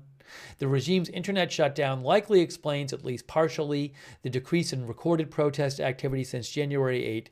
It is possible that the rate of protest activity across Iran has also decreased due to the regime's brutal crackdown on the protests. The Revolutionary Guard, Armed Forces media threatened to deploy more Revolutionary Guard forces units and specialized forces to suppress protests. This threat indicates the regime continues to perceive protests as a significant threat to its stability, which is consistent with our assessment that protests are still occurring beyond what we have recorded. Ground forces units have already deployed to several locations in western Iran, which suggests that the regular law enforcement units may be struggling to contain protests in these provinces. The current President Pezeshkian administration has expressed a willingness to resume nuclear negotiations with the U.S. to de-escalate tensions in an effort to de-escalate tensions amid Iran concerns about potential U.S. strikes on Iran. We have not observed any indications that Iran has softened its red lines for negotiations with the U.S. And that's basically the Iran update there. So really interesting update from Institute for the Study of War. Again, I really appreciate them letting me share that with you. And also, again, I will post a link to their site. They cover a bunch of different conflicts, cover a lot of Ukraine and Russia and other conflicts, but it's a great site to check out, and they're doing daily updates on Iran. And I like how they say what they don't know. And they will be careful about saying and clear about saying that, which I think is quite helpful. Here's the evidence we do have. Here's what we don't know. Thanks Live Animal, who says if U.S. is caught making deals with Revolutionary Guard while Iranians are punished, it'll be horrific optics. So what you're saying, Live Animal seems to be saying that if Trump makes a deal with Iran now, it'll be bad optics. It's an interesting thought. Look, again, President Trump said Iran had reached out to negotiate yesterday. The White House today, press secretary, said President Trump's first choice is diplomacy, but that is a good, if he does make some sort of deal with the regime, right? Are some people going to be like, well, you said you'd help the protesters? It's an interesting point.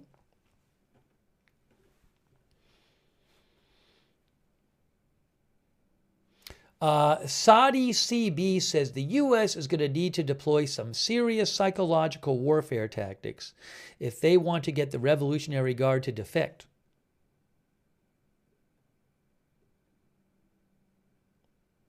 R3X likes that site, says ISW Critical Threats is great insight.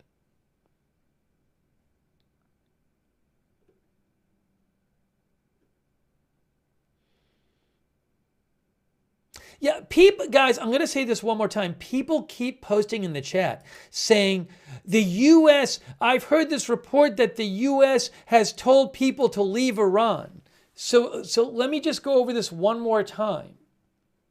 This is the announcement here. First of all, my guess is that if you checked 2 days ago that people were told they shouldn't be in Iran, I don't think that there were no travel warnings against Iran previously and they just changed today. I'm quite confident that if you checked the State Department travel warnings on Iran 2 days ago, they probably would have said, don't go there. That's just my guess. But the post today said protests are escalating, increased security measures, road closures, public transportation disruptions, and internet blockages are ongoing. Airlines continue to limit or cancel flights to and from Iran, with several suspending service until Friday, January 16th. U.S. citizens should expect continued internet outages, plan alternative means of communication, and if safe to do so, consider departing Iran by land to Armenia or Turkey. Now, that to me is not, that's a lot different than some country where no warning has been given out and all of a sudden they say, get out now. They're saying protests are getting worse. It's more of a dangerous situation there. Airlines are cutting off flights, so consider departing by land. I don't look at that and say, oh my gosh, that means that I feel like it's being reported in a bit of a misleading way. Now, you might look back later and say, oh, there was a military action, so maybe this was related to that. I don't necessarily see this as screams to me, you need to get out now because we're going to bomb Iran. That's not, to me, how that really reads. I do think it's being reported a bit misleadingly. And again, I have to imagine that a couple of days ago, the recommendation was not so much different.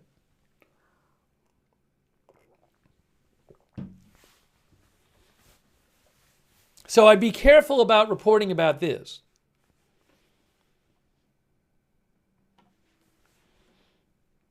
That's just my thought on the matter.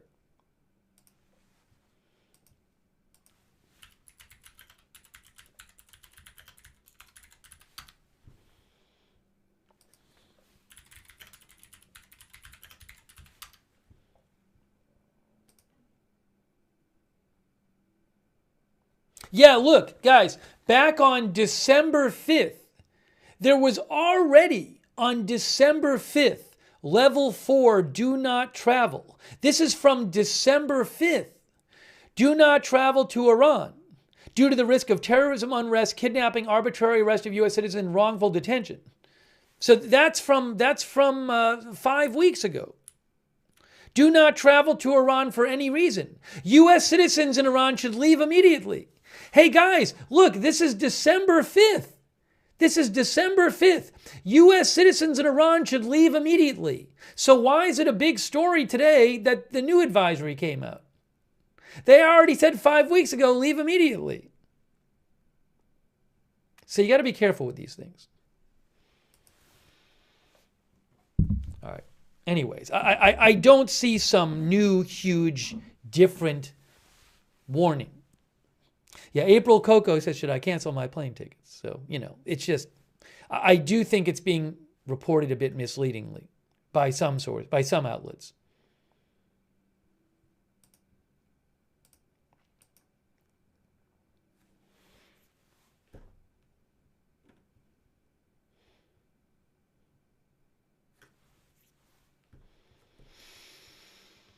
Okay, now. All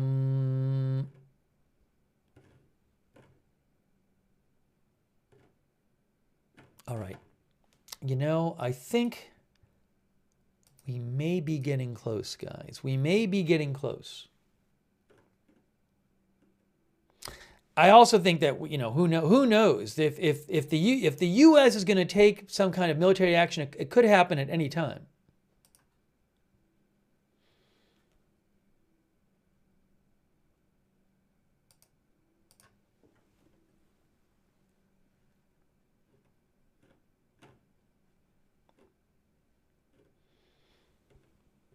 So I would not be surprised. Ventura Highway says, why are Americans in Iran? I don't know how many are there. I don't know if some of them are still doing business. Maybe they have family there. I'm not sure. I don't know how many would still be there.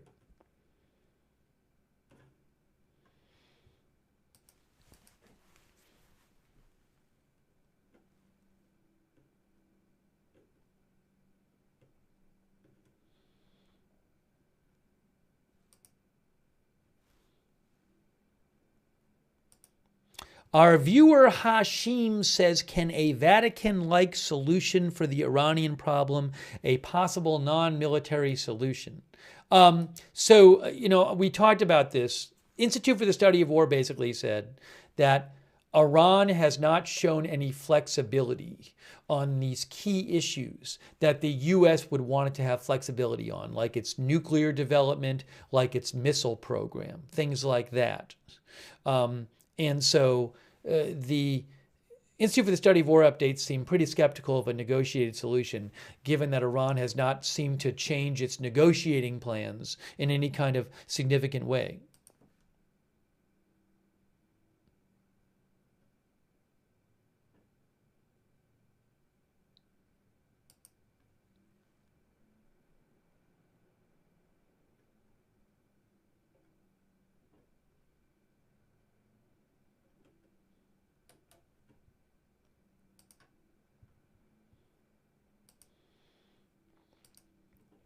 Thanks for writing in, Hashim.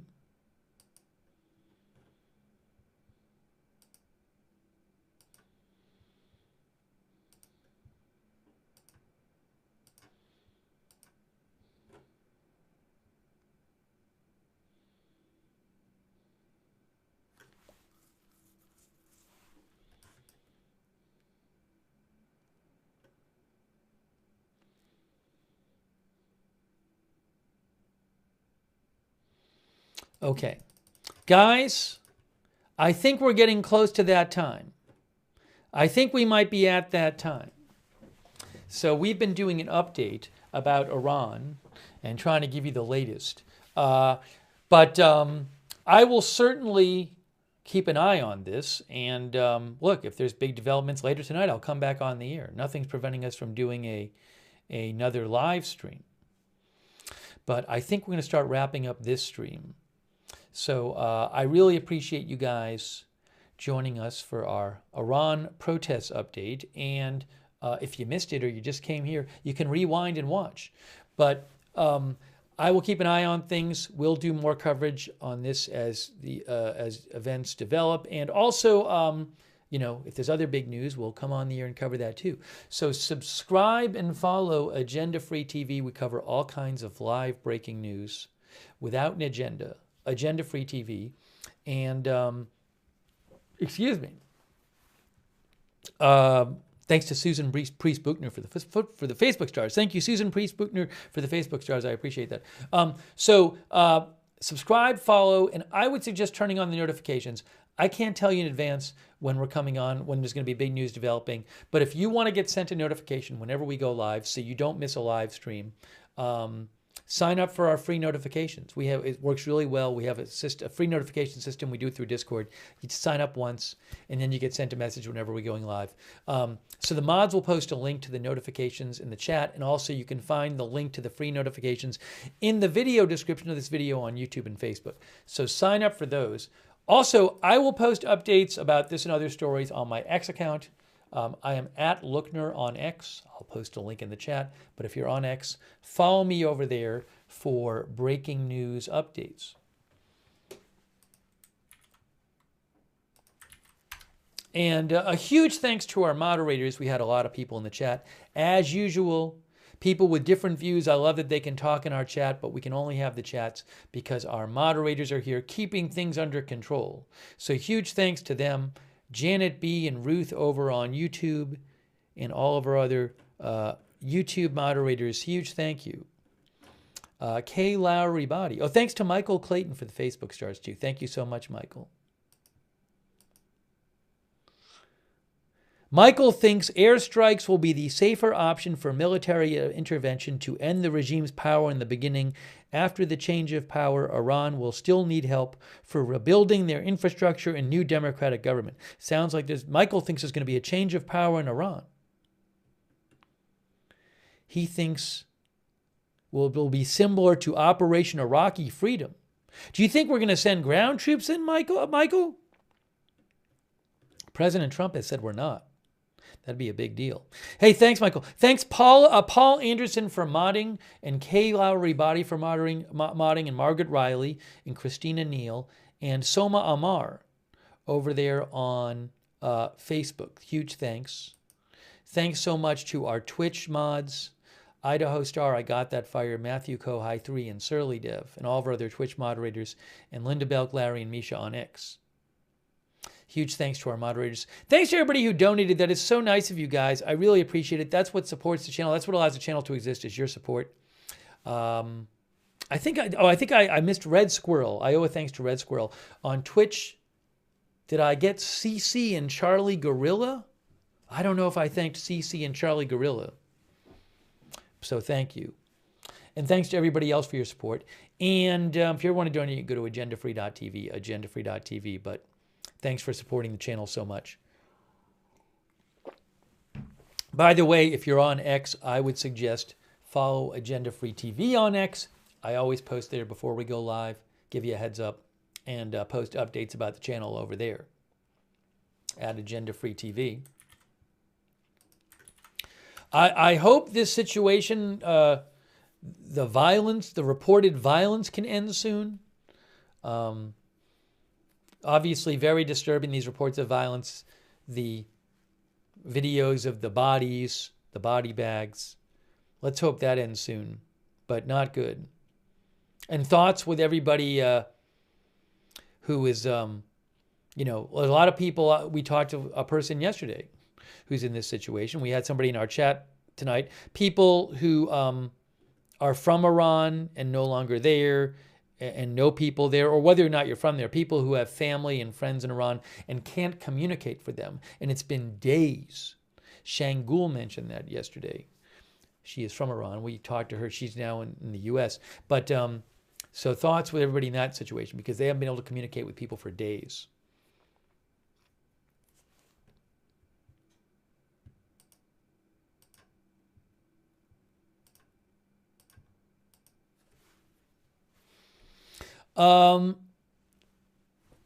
Def says this is all very sad and unfortunate.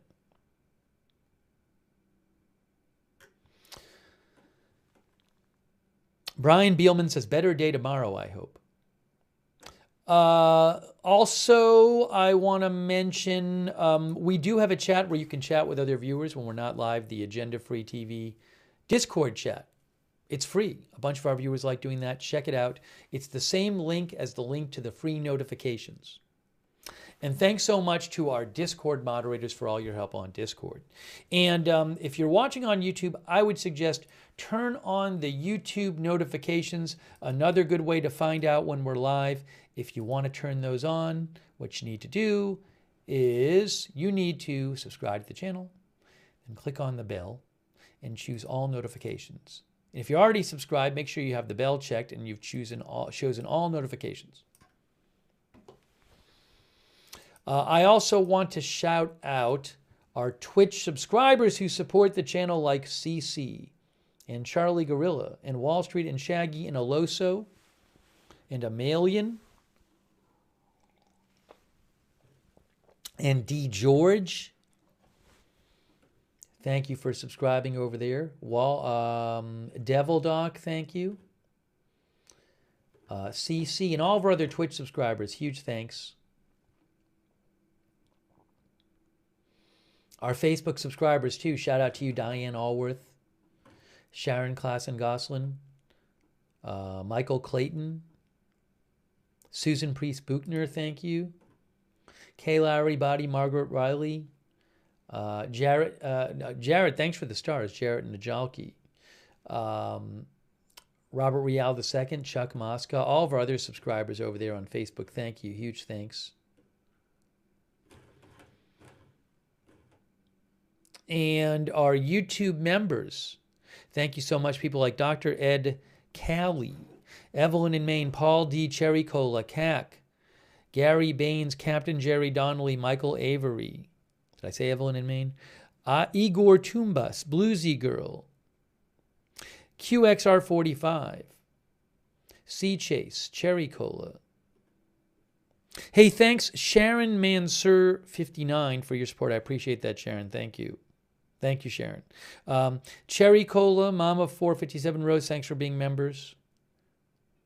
Ted N, Rose Davis Jr.,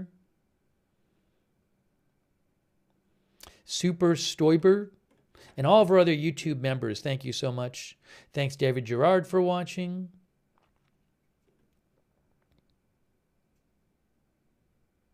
Moon Buffalo. Hey, ZB the Great, that's so kind of you. Thank you so much, ZB the Great. I really appreciate that. Thanks for your support.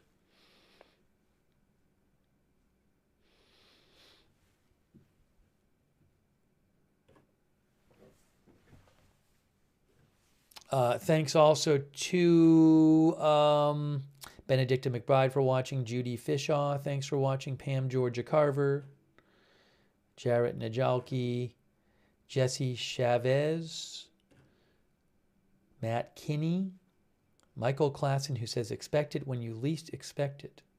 Thanks, Joe Blankenship, for watching. Kenny Television, Tally Amos, thanks for watching. SDF DSV. Dabo, Hot Rodacy, thank you. Prague Pro, Space Turkey.